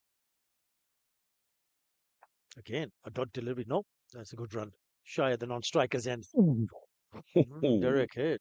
Could have been interesting. A direct hit there would indeed have been interesting. Let's see if we can pick up what happens here. That's a good call from the non-striker. And it would have been really close. He may just have gotten home. But you need all the runs that you can get here.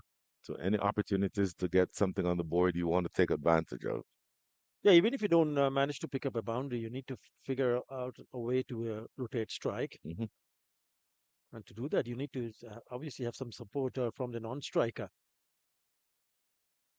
That's more like it. Just adding this one to that backward square leg position for another single. So you're exactly I like what you said about being able to rotate the strike. You don't want to eat up a lot of dot balls. That's where the pressure comes from. Keep the scoreboard ticking. Yeah, the required run rate will just climb up. Hmm. Yeah, once in a while, they would also need to look at which are the areas or who are the bowlers they can target to pick up boundaries.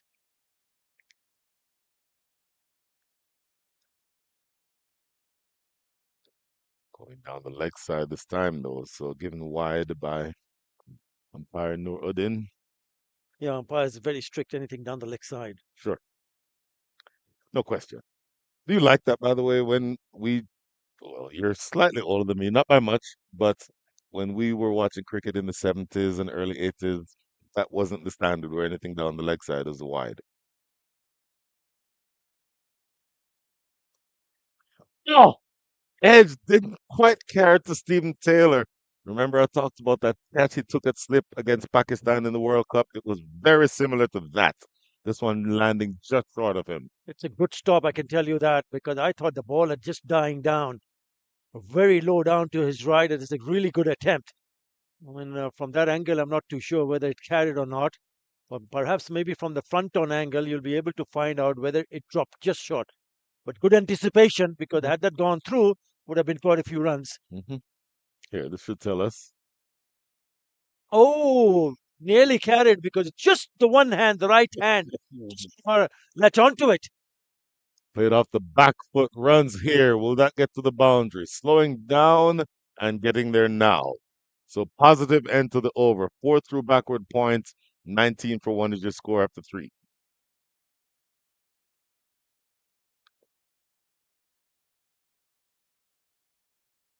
It's a short delivery. It allowed the batter to free their arms, and it's a cracking shot off the back foot into the gap and into the boundary. Good way to finish the over. They need the boundaries, I can tell you that.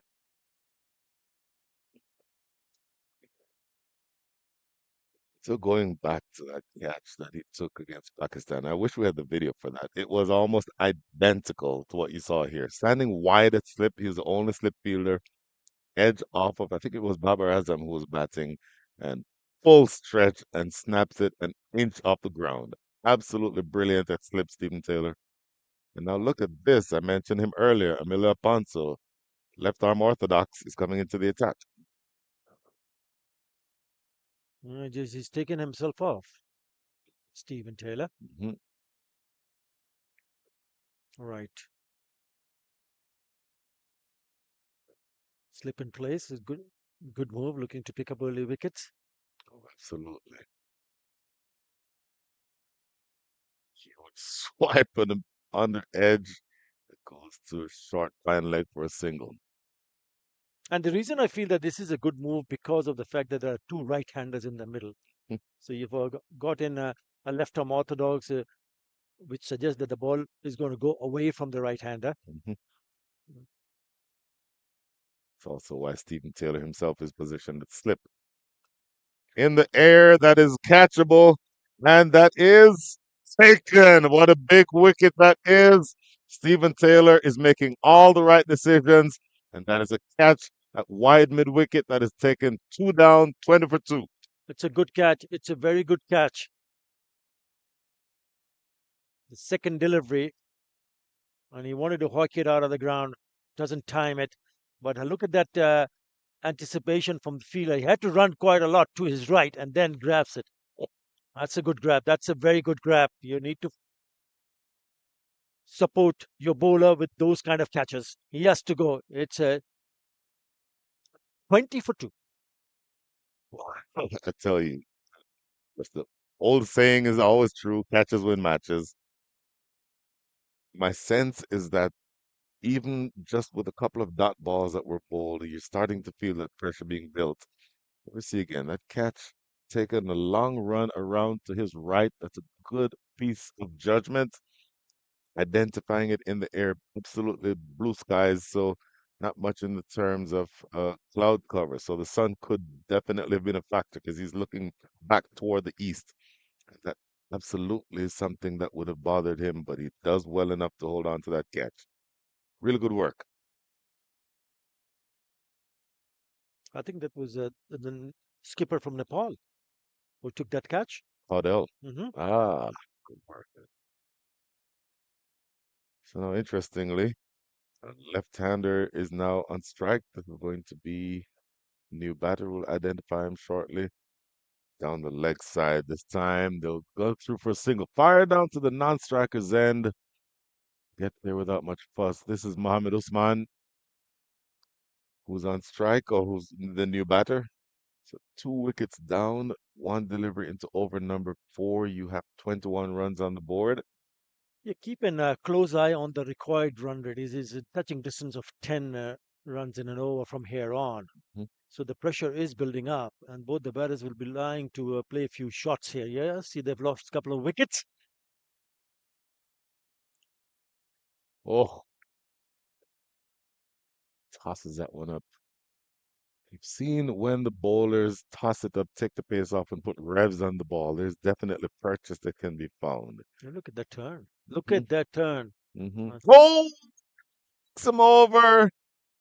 And they're falling apart like a house of cards here. The Samp Army went for a huge swipe across the line, misses, middle stump is turned. Yeah, what a change from Stephen Taylor. He pulls himself off from the attack, brings in left arm orthodox, and would you believe it? He's not only picked up one wicket, but he's also picked up a second wicket in his very first over. Brilliant, absolutely brilliant from Amela. Another wicket goes. It's 21 for 3. Samp Army is in trouble here. Alfonso is a very good bowler.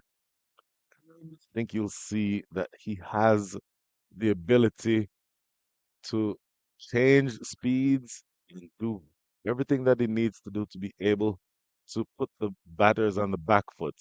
He's a very, very good bowler, and pay attention to how he handles things from here.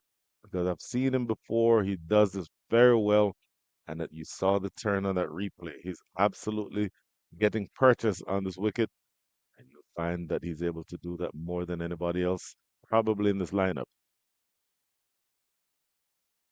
It's a great start to his over, isn't it?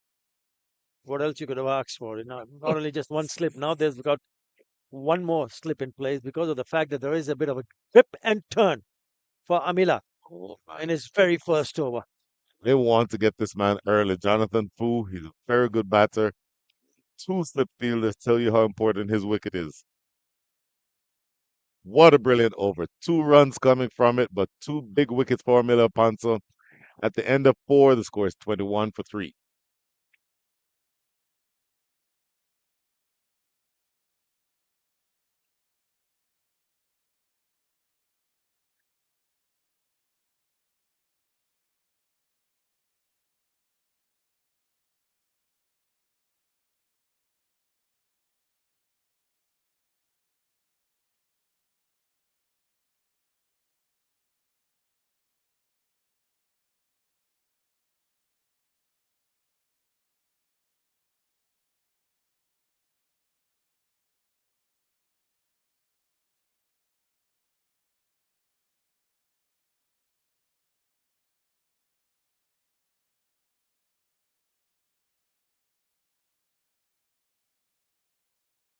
So 21 for 3.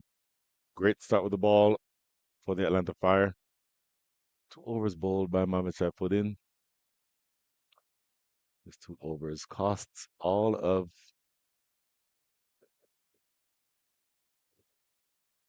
not very many runs. How many as soon as I get it? 2 overs, 11 runs, and now it's going to be Justin Dill into the attack.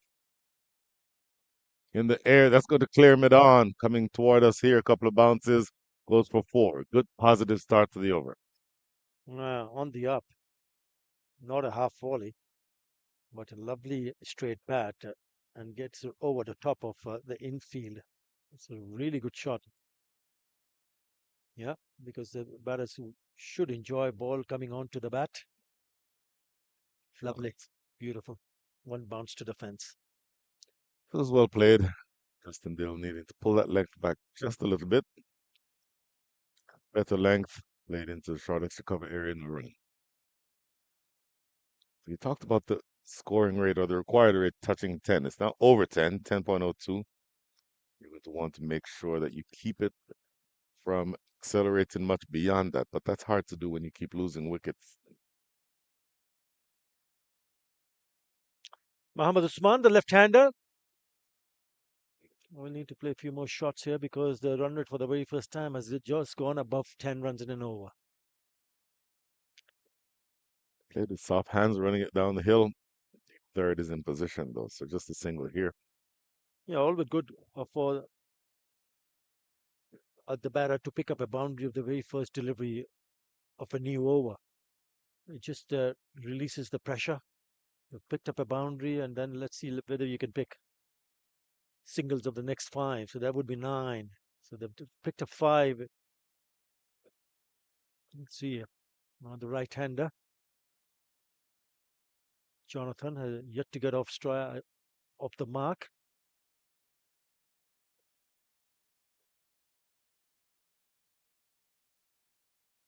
Oh, might have heard. Oh my goodness, not 2 sounds. That is dead straight. And Justin Dill makes the adjustment. That in between length wraps the batter right in front. Jonathan Poole is dismissed, and they're absolutely in trouble now. 21 for 4, 26 for 4. Yeah, that's the advantage of bowling stump to stump. Yeah, hits him at the back leg, right in front. No hesitation from the umpire straight away, pointing the fingers to the heavens. Another one goes. Samp Army in a spot of bother, 26 for 4. Yes. Spot of bother is exactly the phrase. I'll tell you where you are now because you'll see where with 4 wickets down, all of a sudden, that 10.06 and over, as we see this replay again, oh, that's dead straight. That is hitting maybe right in the middle of the knee roll. So it's probably hitting the stumps, maybe the top of middle and leg, but dead straight. And again, the first one that he bowled in this over was hit over the top of mid on for 4, but this is just slightly shorter. And that in between length is the one that I think is going to be very successful for him. He's a tall man, and so he gets that nagging bounce. This one not bouncing very high, but I think again hitting the top of middle and leg. And the Samp Army in all kinds of trouble here. Yeah, the top order are just fallen apart. When you go in to chase a total of 180 or above, you would want, especially the top order, to go in and get runs quickly. What has happened so far? They've only managed to score 26 of 4.4 overs, which means the run rate is less than 6 runs in an over. Hmm. But the bigger problem is the wicket column. Goodness. 4 down already. So the four partnerships, you need big runs if you're chasing a big score. You need partnerships in bunches. Remember the second wicket partnership for Atlanta Fire went for 80. The four partnerships so far in this innings, 10, 10, 1, and 5. And also the fact that you mentioned about that partnership. What about those last couple of overs when they smashed 37 runs? Goodness, yes. That's where they put the foot on the accelerator and they went really hard at the bowlers. Good delivery. Do they sneak a single here? Oh, they do eventually sneak that single. Pick up that Gulshan Shah in the circle. You saw him with that direct run out in yesterday's game where he broke the stumps. This time not able to get the throw toward the stumps. Yeah, couldn't pick it up cleanly. He's looking at the batter. Boy, things are going to be very difficult from here for the Samp Army. Their run rate, as you rightly pointed out, is less than 6, and the required rate is sneaking up above 10. Oh, almost chops that one onto the stumps. Mohamed Usman with a good over for Justin Dill. Gave up a bound to the very first ball, but in control after that. Just 6 runs in it and a wicket. Look at this replay. That could have almost gone anywhere. And that is a good delivery to close things out. 5 in the books, 27 for 4.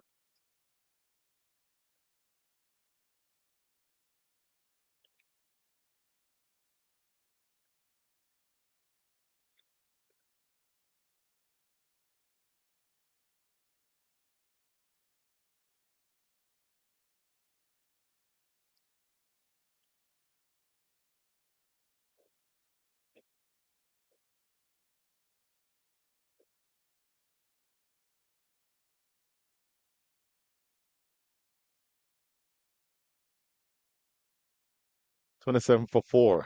Stephen Taylor remains on the attack. 2 slip fielders. Emilio Ponzo back for his second over. You don't often see 2 slip fielders in a T20 match, Mr. Arthur Ali Khan. Aaron Jones, the skipper in the middle.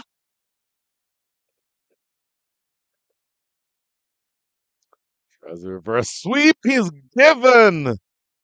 Oh my goodness, Aaron Jones is not happy, but he will probably not. It doesn't matter. He will have to go. Umpire has already made his decision. That is wicket number 5 down. Let's see what we can pick up on this play. Ball turning. He's not happy.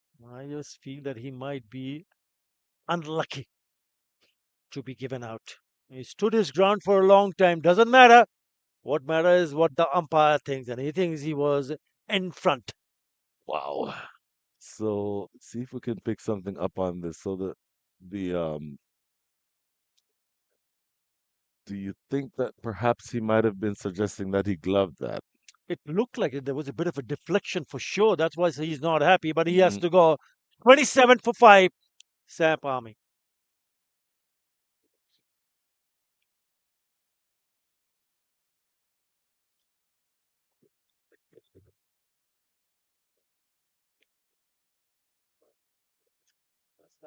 That's missing the stumps as well.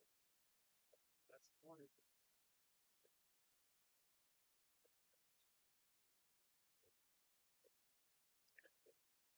So the new batter to the crease is going to be Shadley Van Skokvik.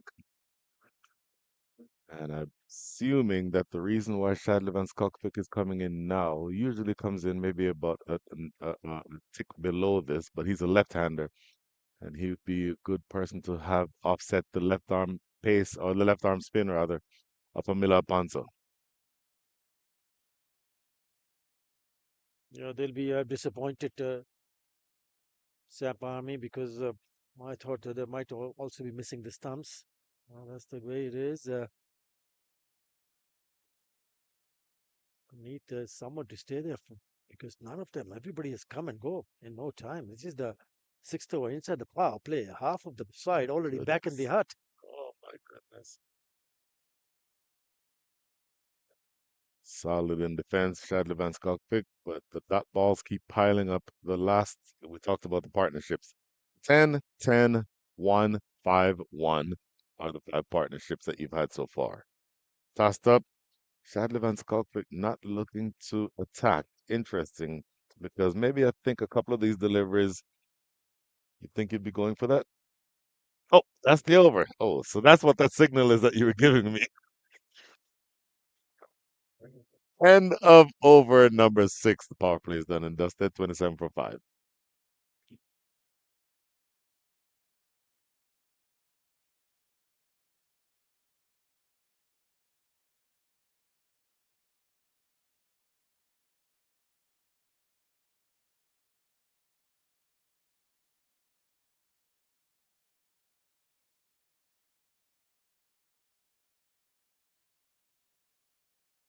What a spell from Amila Ponso. He's bowled just 2 overs. He's got a made in. He's given away 2 runs. And would you believe it? He's picked up 3 wickets already. Absolutely brilliant. That's exactly what Atlanta Fire would have hoped for. And it was the batters who delivered the goods earlier on, and the bowlers backing it up with some fine performance. So it's interesting. There are now 2 left-handers at the wickets, Mohamed Usman and Shadley Van Skalkovic. And so Stephen Taylor, the right arm off spinner, brings himself back on. Yeah, it's a good move. Very good move. Well, they're in the driving seat at the moment. Oh, And no 27, 28 for 5. The run rate required is now above 11 runs and an over. question. Now they're well in control. They need something special from this pair. Good work from Stephen Taylor. We talked about the fact that in the first couple of days, the games were, you could argue, a little bit of a mismatch. But this one, you would think, as the reverse sweep is tried and missed, going in, you thought that there would be 2 evenly matched teams, but there's no question that the Atlanta Fire has absolutely the foot on the throats of the Samp Army. They've dominated. They've dominated right from the word go, Atlanta Fire. Mhm. Dominated with the bat and now dominating with the ball. Smashed down the ground, but there's coverage there. Oh my goodness. So things get more and more difficult. Singles, you need more than that. In fact, every single that you get from here on means that the required rate actually goes up. So you need much more than singles. Are you at the stage yet where you need a boundary every over? Well, you would need that. You need to pick up boundaries in each and every over from here on, because if you don't, then you'll be staring at a really big run rate. Uh, Still pretty big at the moment. It's just above 11 and a half runs in an over. Hmm. So single's not going to do good to your team.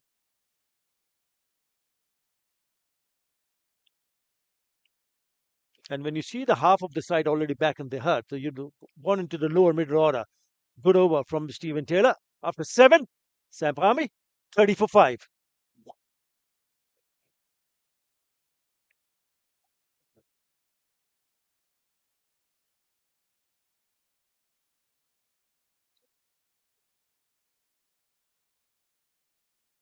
ये ball घुसছে নাকি?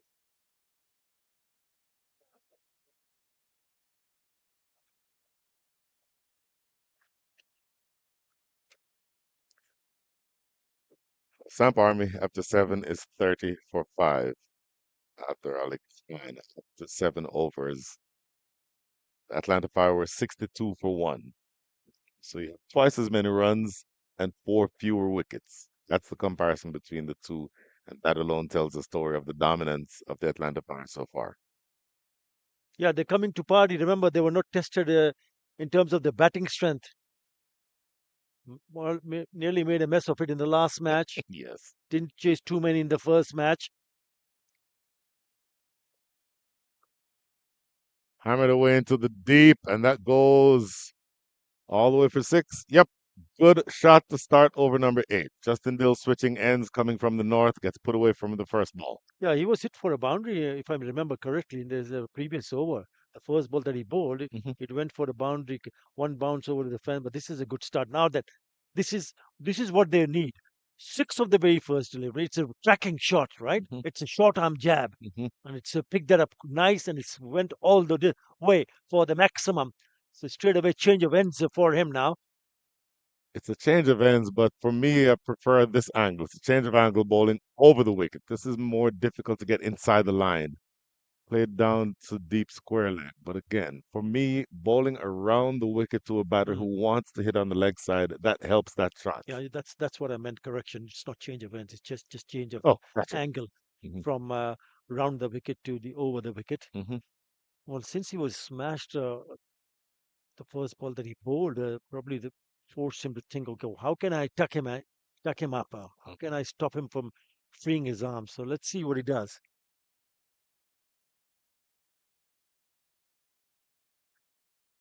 That is a good ball and good, well fielded at backward point. So smashed for the first ball of the over for six, but he's come back here with two good deliveries. Good fielding, really good piece of fielding there. I thought it was going away from the fielder, so had to go and dive to his left to stop them from crossing over. That's the man who took that catch earlier on we talked about, Rohit Kumar Paudel. This one easier to control. So single and two dot balls after that six. Good comeback here for Justin Dill. Yeah, because he's got the batter off strike because he hit a six and he picked up a single. That's why he's in the non-strikers end. Hmm. Yeah, Shardley one struggling here because he's faced 10 deliveries and he just scored a single run. Hmm. Make that 11 deliveries for a single run. That's not going to help his team at all. Even if he's not picking up a boundary, what he needs to do is get Muhammad Usman on strike. How can you do that? You got to find the gap. Maybe play with softer hands. Let the ball come onto the bat and just soft hands and look to pick up a single. Long off back now, third fielder inside the circle. Played away into the offside, but there's a sweeper out there. That is Fanis Hadre. A single closes things out here in over number eight. 38 for 5 is your score. Samp Army is still struggling.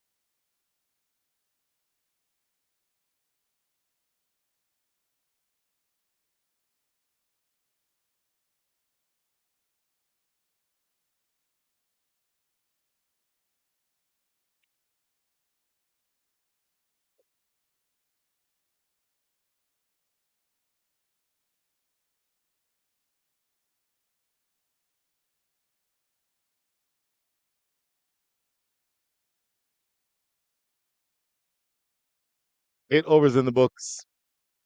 And this is going to be Ansh Patel bowling from the southern end. Chad Levan Skokvik, 2 from 12. Mohamed Usman, 15 from 9.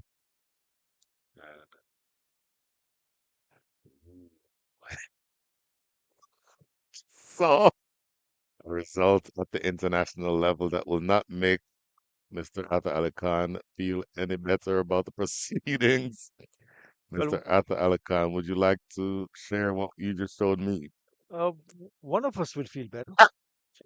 Yeah, I was looking at the score because of following the Bangladesh women participating in the T20 World Cup.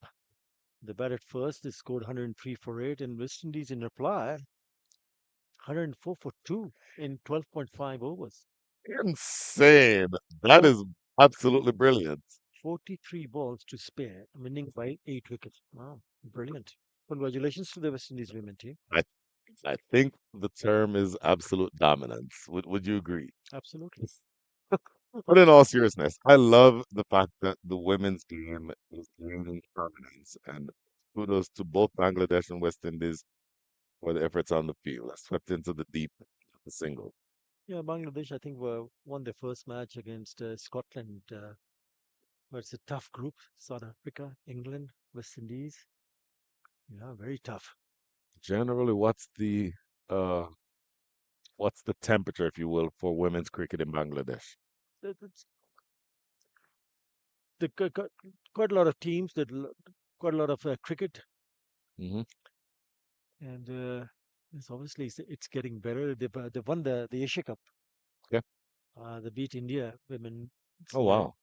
not once but twice in that particular tournament. Interesting. So they've got some laurels. You know, they've got some big achievements, Hmm.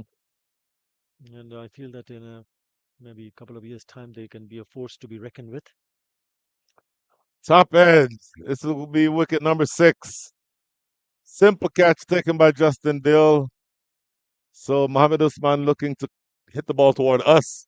Top edge is it. 6 down. Yeah, it's a nothing delivery. I mean, that's a poor shot. I mean, look at that. It's a long hop, and he tried to hit it a little bit too hard, gets the top edge, and this inning has gone nowhere. It's all over the place. And wicket number 6 goes. Samp Army in all sorts of trouble at 41 for 6. Wow.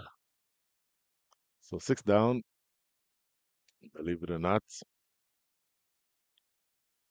that partnership that was just broken was the largest partnership of the innings, 14.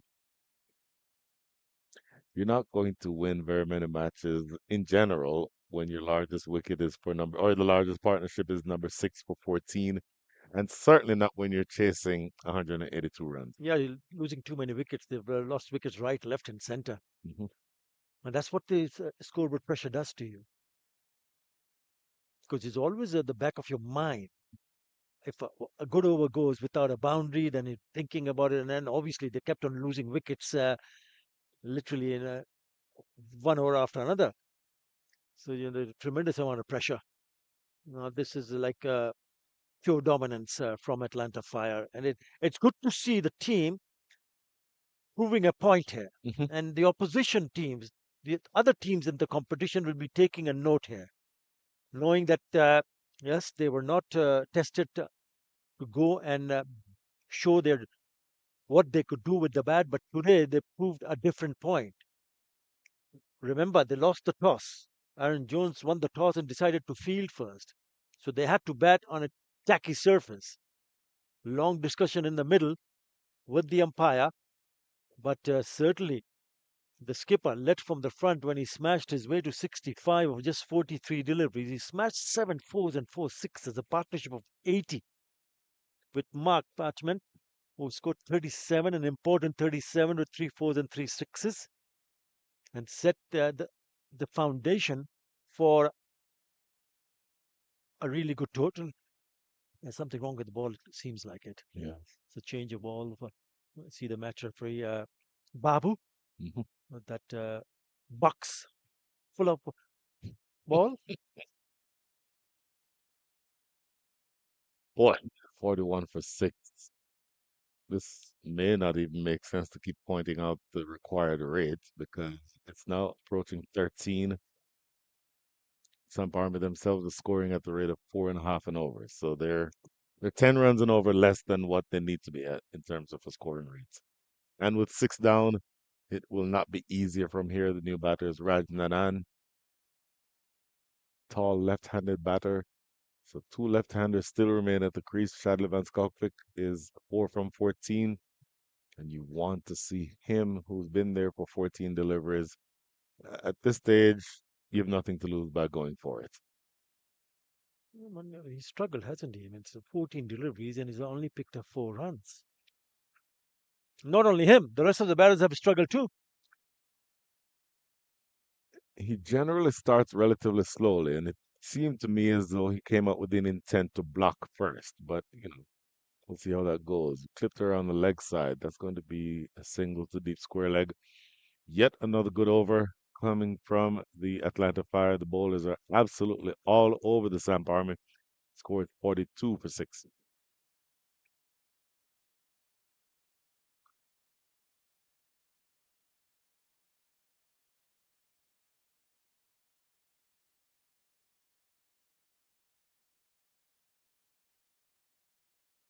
They have a really good combination. You speak about that number of spinners that has been on show today for Atlanta Fire. First, it was Stephen Taylor, the right arm off spinner, Mhm. then the left arm orthodox Amila Ponso. Amila Panso, and Mhm. then Ansh Patel, left armer, but he is a wrist spinner, Mhm. left arm wrist spin. So they've got quite a lot of option here, and it's stand them in good stead, especially in this match, the big game. Remember, both teams unbeaten so far. Mhm.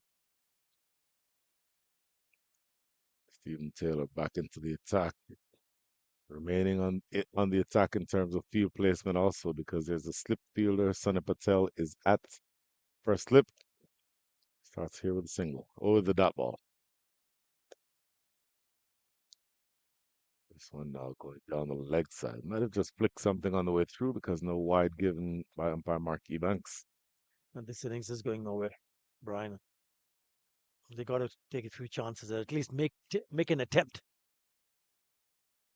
Some intent shown there by Rajnanan, played into the deep, but just a single. And yeah, it feels as though the competitive element of this game has disappeared, and it's not a question of whether or not the Atlanta Fire will win, but the question is by how much going down the leg side. Now this one really will be given as a wide. And it's good to have this kind of a performance going into the semifinals and the next round, to be able to dominate with bat and ball.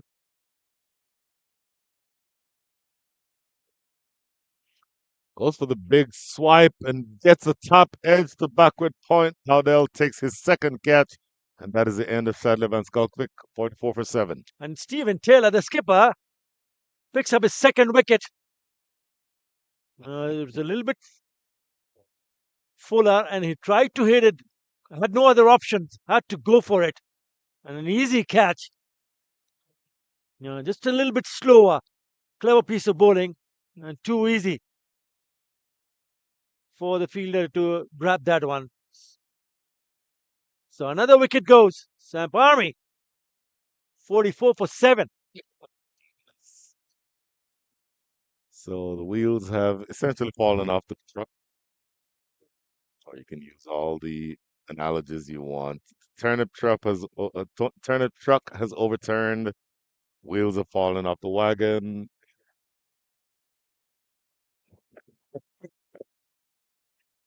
The small matter of 138 runs is still needed from the next 62 balls with 7 wickets down.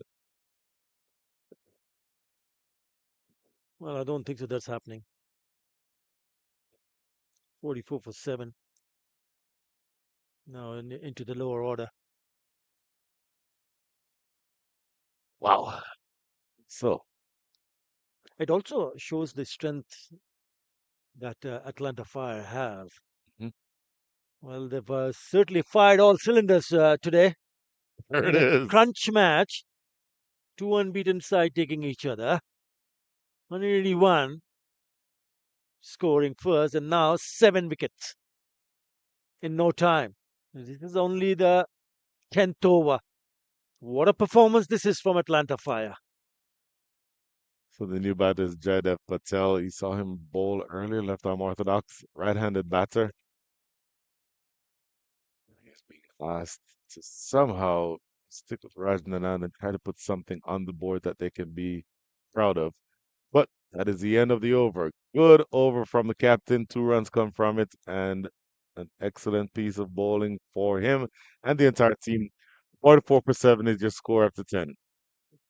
15 over. Drag it down.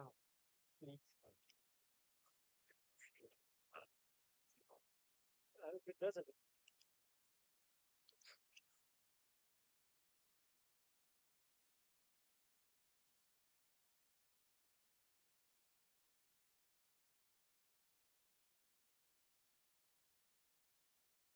It's a ball over number 11,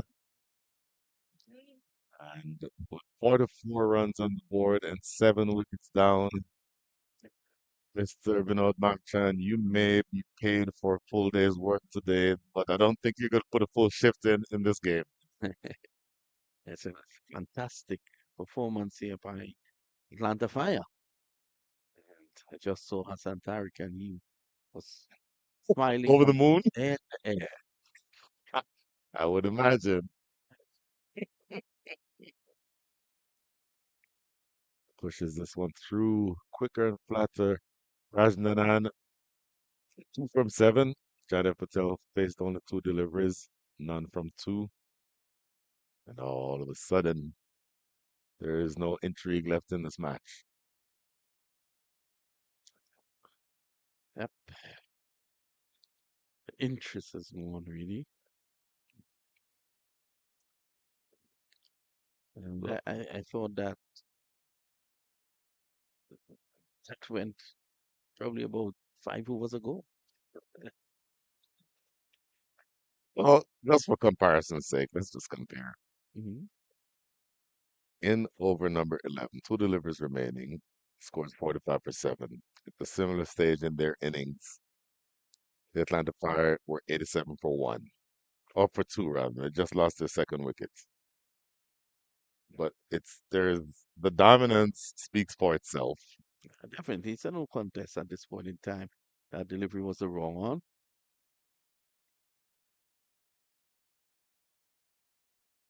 Oh, going past the outside edge. Yep. So, It's to the point in this over. In fact, that is the end of the over. So we'll get back to that after this. 45 for 7 is the score after 11.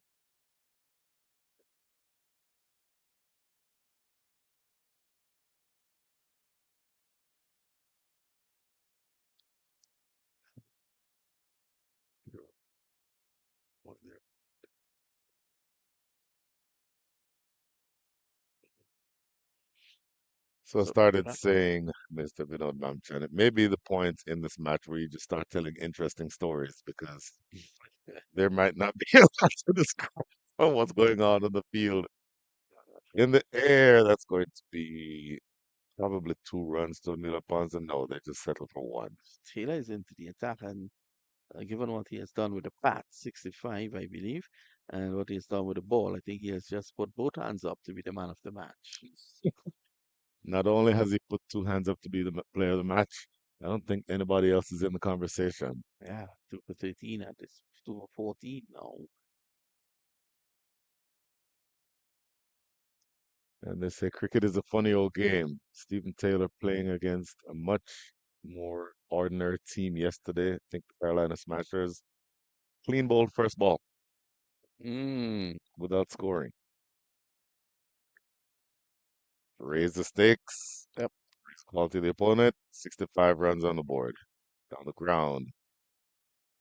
One bounce in front of the fielder at long on.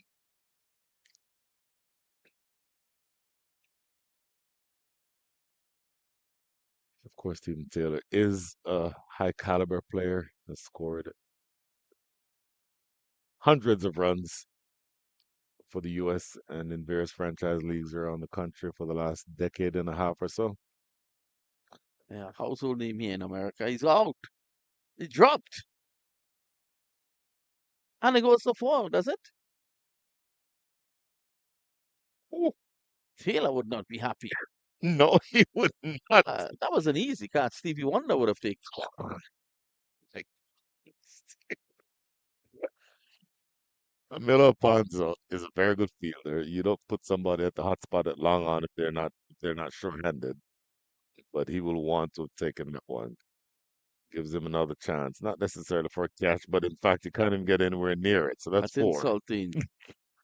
Insult to injury indeed. Good looking strike by Rajnanan. And straight down the ground. In fact, that went a lot straighter than I realized when just came off the bat. So, a little bit of flourish toward the end. In fact, it's in the air, landing in front of the sweeper, Anisim Hadri, who has not been needed so far because spin has been doing the job here for Stephen Taylor and the Atlanta Fire. 10 Samantha has from been, the over. yep, Samantha has been absolutely brilliant in this tournament so far. 4 for 9 and 4 for 3. Wow, that's 8 for 3, Rand. Wicket taking bowler. Even I could do that math. So he's an absolute wicket taking bowler, Anisim Hadri. And by the way, it was only 9 from the over, not 10. But in any event, you need a whole lot of runs and not very little time. Yep. 3 wickets left. The exact equation is they need 128 in 48 balls at a rate of 16 and over. 16 and over with three left. Is that doable?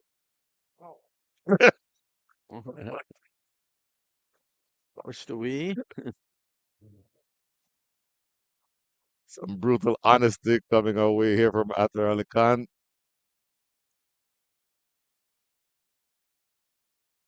Well, the calls from the spectators. Who did they? Fanny? Funny. Did Fanny bring his fan club with him? I feel so.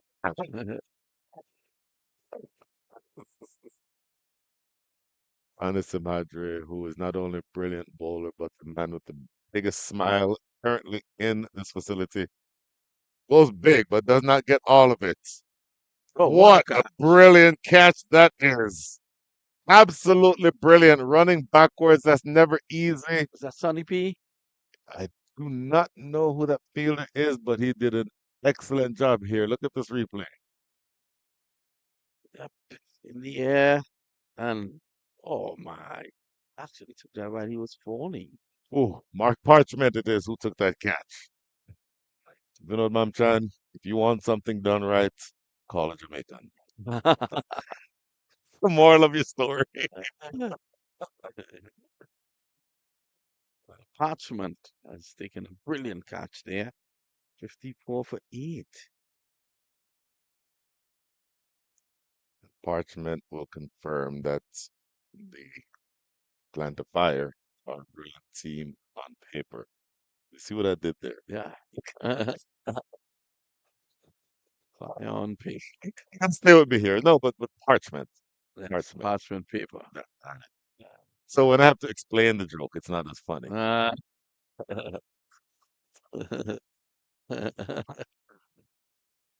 You know what? At least you won't have a full 20 overs to go, I don't think. So just 2 wickets down. Raj Nanan has been dismissed. Batters are now going to be Kian Joseph and Jaidev Patel. Jaidev Patel 2 from 6. Kian Joseph new to the wicket. And as they say, it's all over but the shouting. yeah, Ian Joseph, you can just see by his body language.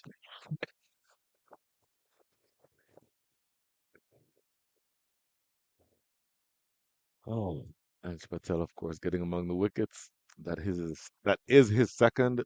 Halfway through his third over, just 2 for 5. Absolutely brilliant figures from the young left arm wrist spinner. Bang on target here to Keon Joseph, no run. For a moment there, I thought you were going to say from the young Jamaican. Is there such a thing as a young Jamaican wrist left-handed wrist spinner? Not that I can think of. Goes for the Oh, big swipe. Field for well, he, stumping. Did he get there? No, not given. Inchanelli was from Trinidad, though. Intentionally Trinidadian. Trinidad. Dave Mohammed Trinidad. Trinidadian. Yeah.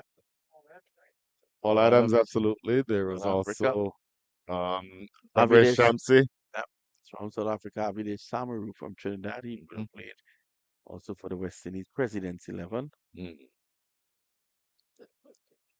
What about Elias Pusa Chong? We talked about him yesterday, uh, Keshav and me, Hmm? and how the name that came out of the description for that style of bowling is now politically very incorrect, so we don't use it anymore. Yes. It was a single that closes things out in over number 13, 55 for 8. Well, especially for an American to think. So you're saying we can say it, but an American? How can Americans say fancy being out by a China?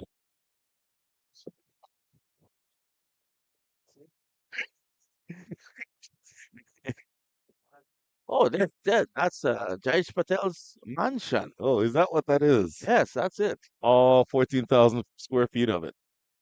Definitely. Oh, Well, his fan club made themselves known. Here he is with the ball in hand from the northern end. Vanis Madre. Annie on the attack. This could end soon. 55 for 8. Some boys missing the plot here today. Still 127 runs adrift for what it's worth. And only two Come wickets on, in hand. Keon. I don't think you need a helmet here for Fanny. I am 56 years old. Hmm. Let's just say comfortably overweight. I'm sure that I'm quicker. But it's not pace that does the job for him. It is his guile, his accuracy, Stunning bowler. cunning, absolutely cunning. I would not put it past him to end this match in this over. Yes, he's a wicket taker. I've seen him around the US circuit for quite a while. Hmm. Yeah, very smart bowler. There's that delivery, floating all the way up there, teasing Yep. Keon Joseph.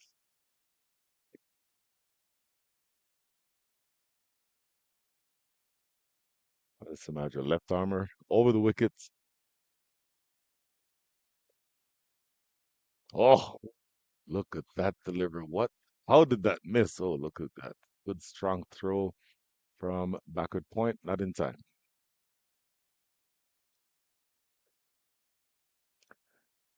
It's a good start here for Fantasy Madrid.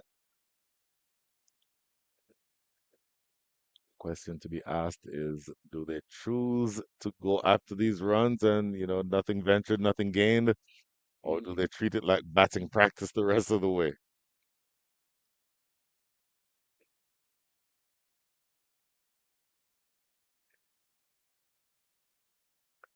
Oh, look at that brilliant piece of work. Very quick with the gloves, whips the bails off. That is going to be a really good piece of stumping. Of course, the back foot was in the crease, so it's not dismissed, but good glove work that time by the keeper. Deep Darbar. There it goes again. Past that outside edge. He's bowling cutters, it looks like. Look at this. Look at how quick he is with that glove work. Absolutely brilliant. Couple of dots after that single. Last two balls coming up here in over number 14. Worked into that square leg area for a single.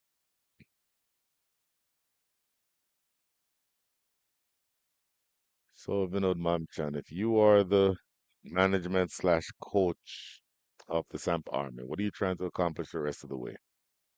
I think you never give up in games like this. You always try to see how close you can get to the opposition total. In this case, they may need an Uber to call an Uber to get close to that target. But you need to get as close as possible because later on, I mean, this is the last round of the preliminary. Mhm. But net run rate always plays a part. So you don't want to just give up. You just don't want. He's one stumped. Fine strike. Oh my goodness. Joseph falling over and the Fanny Samadre has struck. Rajdeep Darbar is so quick behind the stumps. I missed it live, but look at this on the replay. Mm. Well, he had time. The wicketkeeper. Wow, it was not as brisk as you would have thought. The wicketkeeper had enough time to go home, have a shower, come back and stump him. A man coming in is Liam Mamchan, a man who has made number 11 his spot for Trinidad and Tobago on the 19. That's his spot, number 11. I will not have you talk about that man like that. I don't care if you are his father. So talk about his injury because he had a knee injury last year. Yeah, he had a knee injury and he has been fighting a lower back injury. Mm, I think they've aligned him properly now, okay. so it's just about gaining the level of fitness now that he would want and to just continue bowling overs. Hmm. Just having a conversation with Whitney Ambrose, is a dear friend of mine, and all Ambrose was telling him all he needs to do is to run. Well, he's running there now, up to the striker's end. I'll give you a funny story with Liam Mamchan playing for Trinidad and Tobago against the Leeward Islands in under 15 play Hmm. at the point in time. Trinidad and Tobago required 5 runs of the final over, and in walks Mr. Mamchan. He gets a single of the first delivery, and the number 10, who was on at the time, shoulder and arms, 4 deliveries in the final over. Then Tobago lost the match. Did he know it was the final over? That's the 50th over of the game. So why is he shouldering arms? All 4 deliveries. And Leah was at the non-strikers there in horror. Actually, we can actually laugh at it now, Yeah, but I would imagine you were furious. at a point in time, Liam fell to the ground, Right? almost crying. Yeah, yeah, yeah. That's a passion Sure, you sure. have when you represent your country. U15, no less. Yes. Oh my goodness. And the guy shouldered an arm. Would like to For have an explanation of theatrical that. fashion. Courtney Walsh style. Yes. In the air, and that is the end of the game. Amino Alfonso takes it down low. One down earlier, but takes it here. And 59 all out, and that's it. wow. It's all over. By the shouting, Liam Mamchan will tell you, though, that he has done wonders for his batting average Absolutely. with that Brilliant one stuff. not out. One not out. The not out is what matters. The margin of victory is 122 runs. 181 after 20 overs, just to recap. And of course, Samp Army, 59 all out.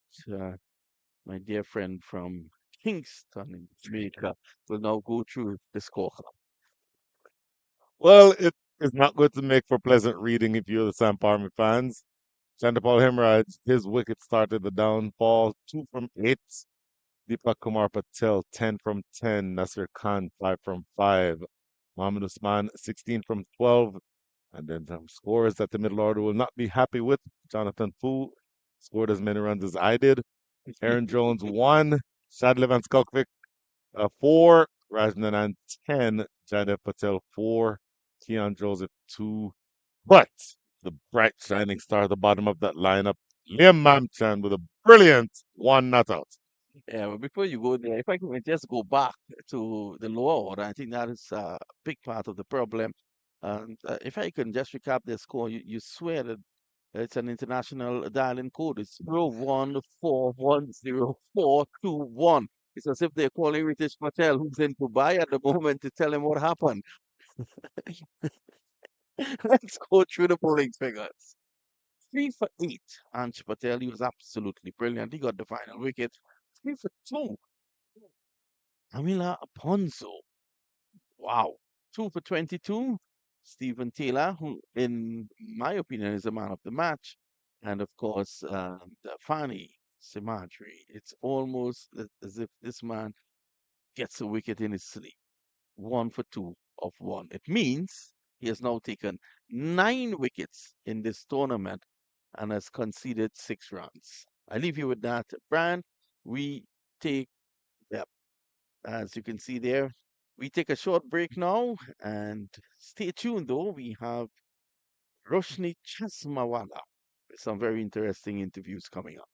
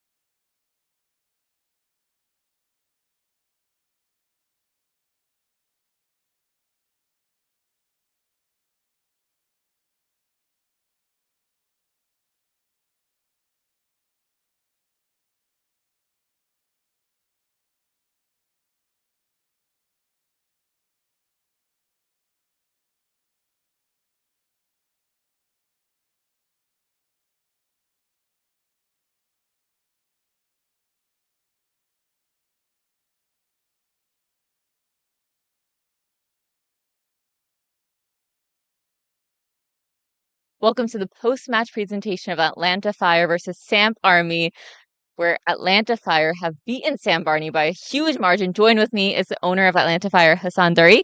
I would like to call the player of the match, Stephen Taylor, please.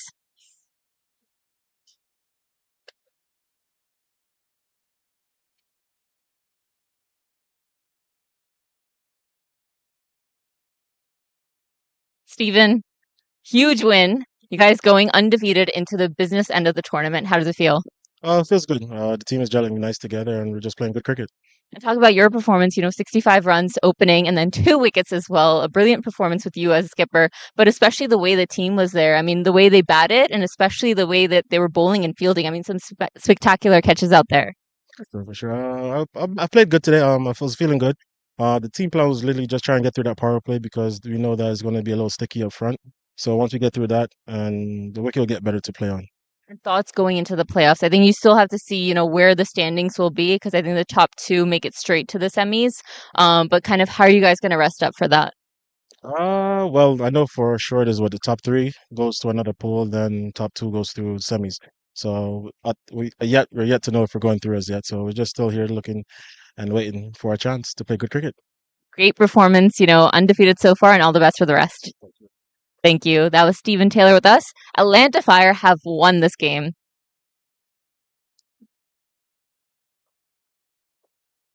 So are we planning to do some of the interviews right now? Or? Yes, I believe so.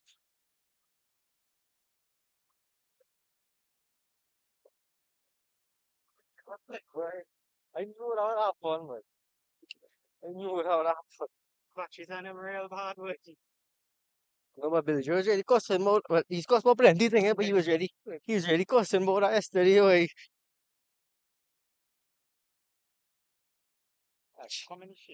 Yeah.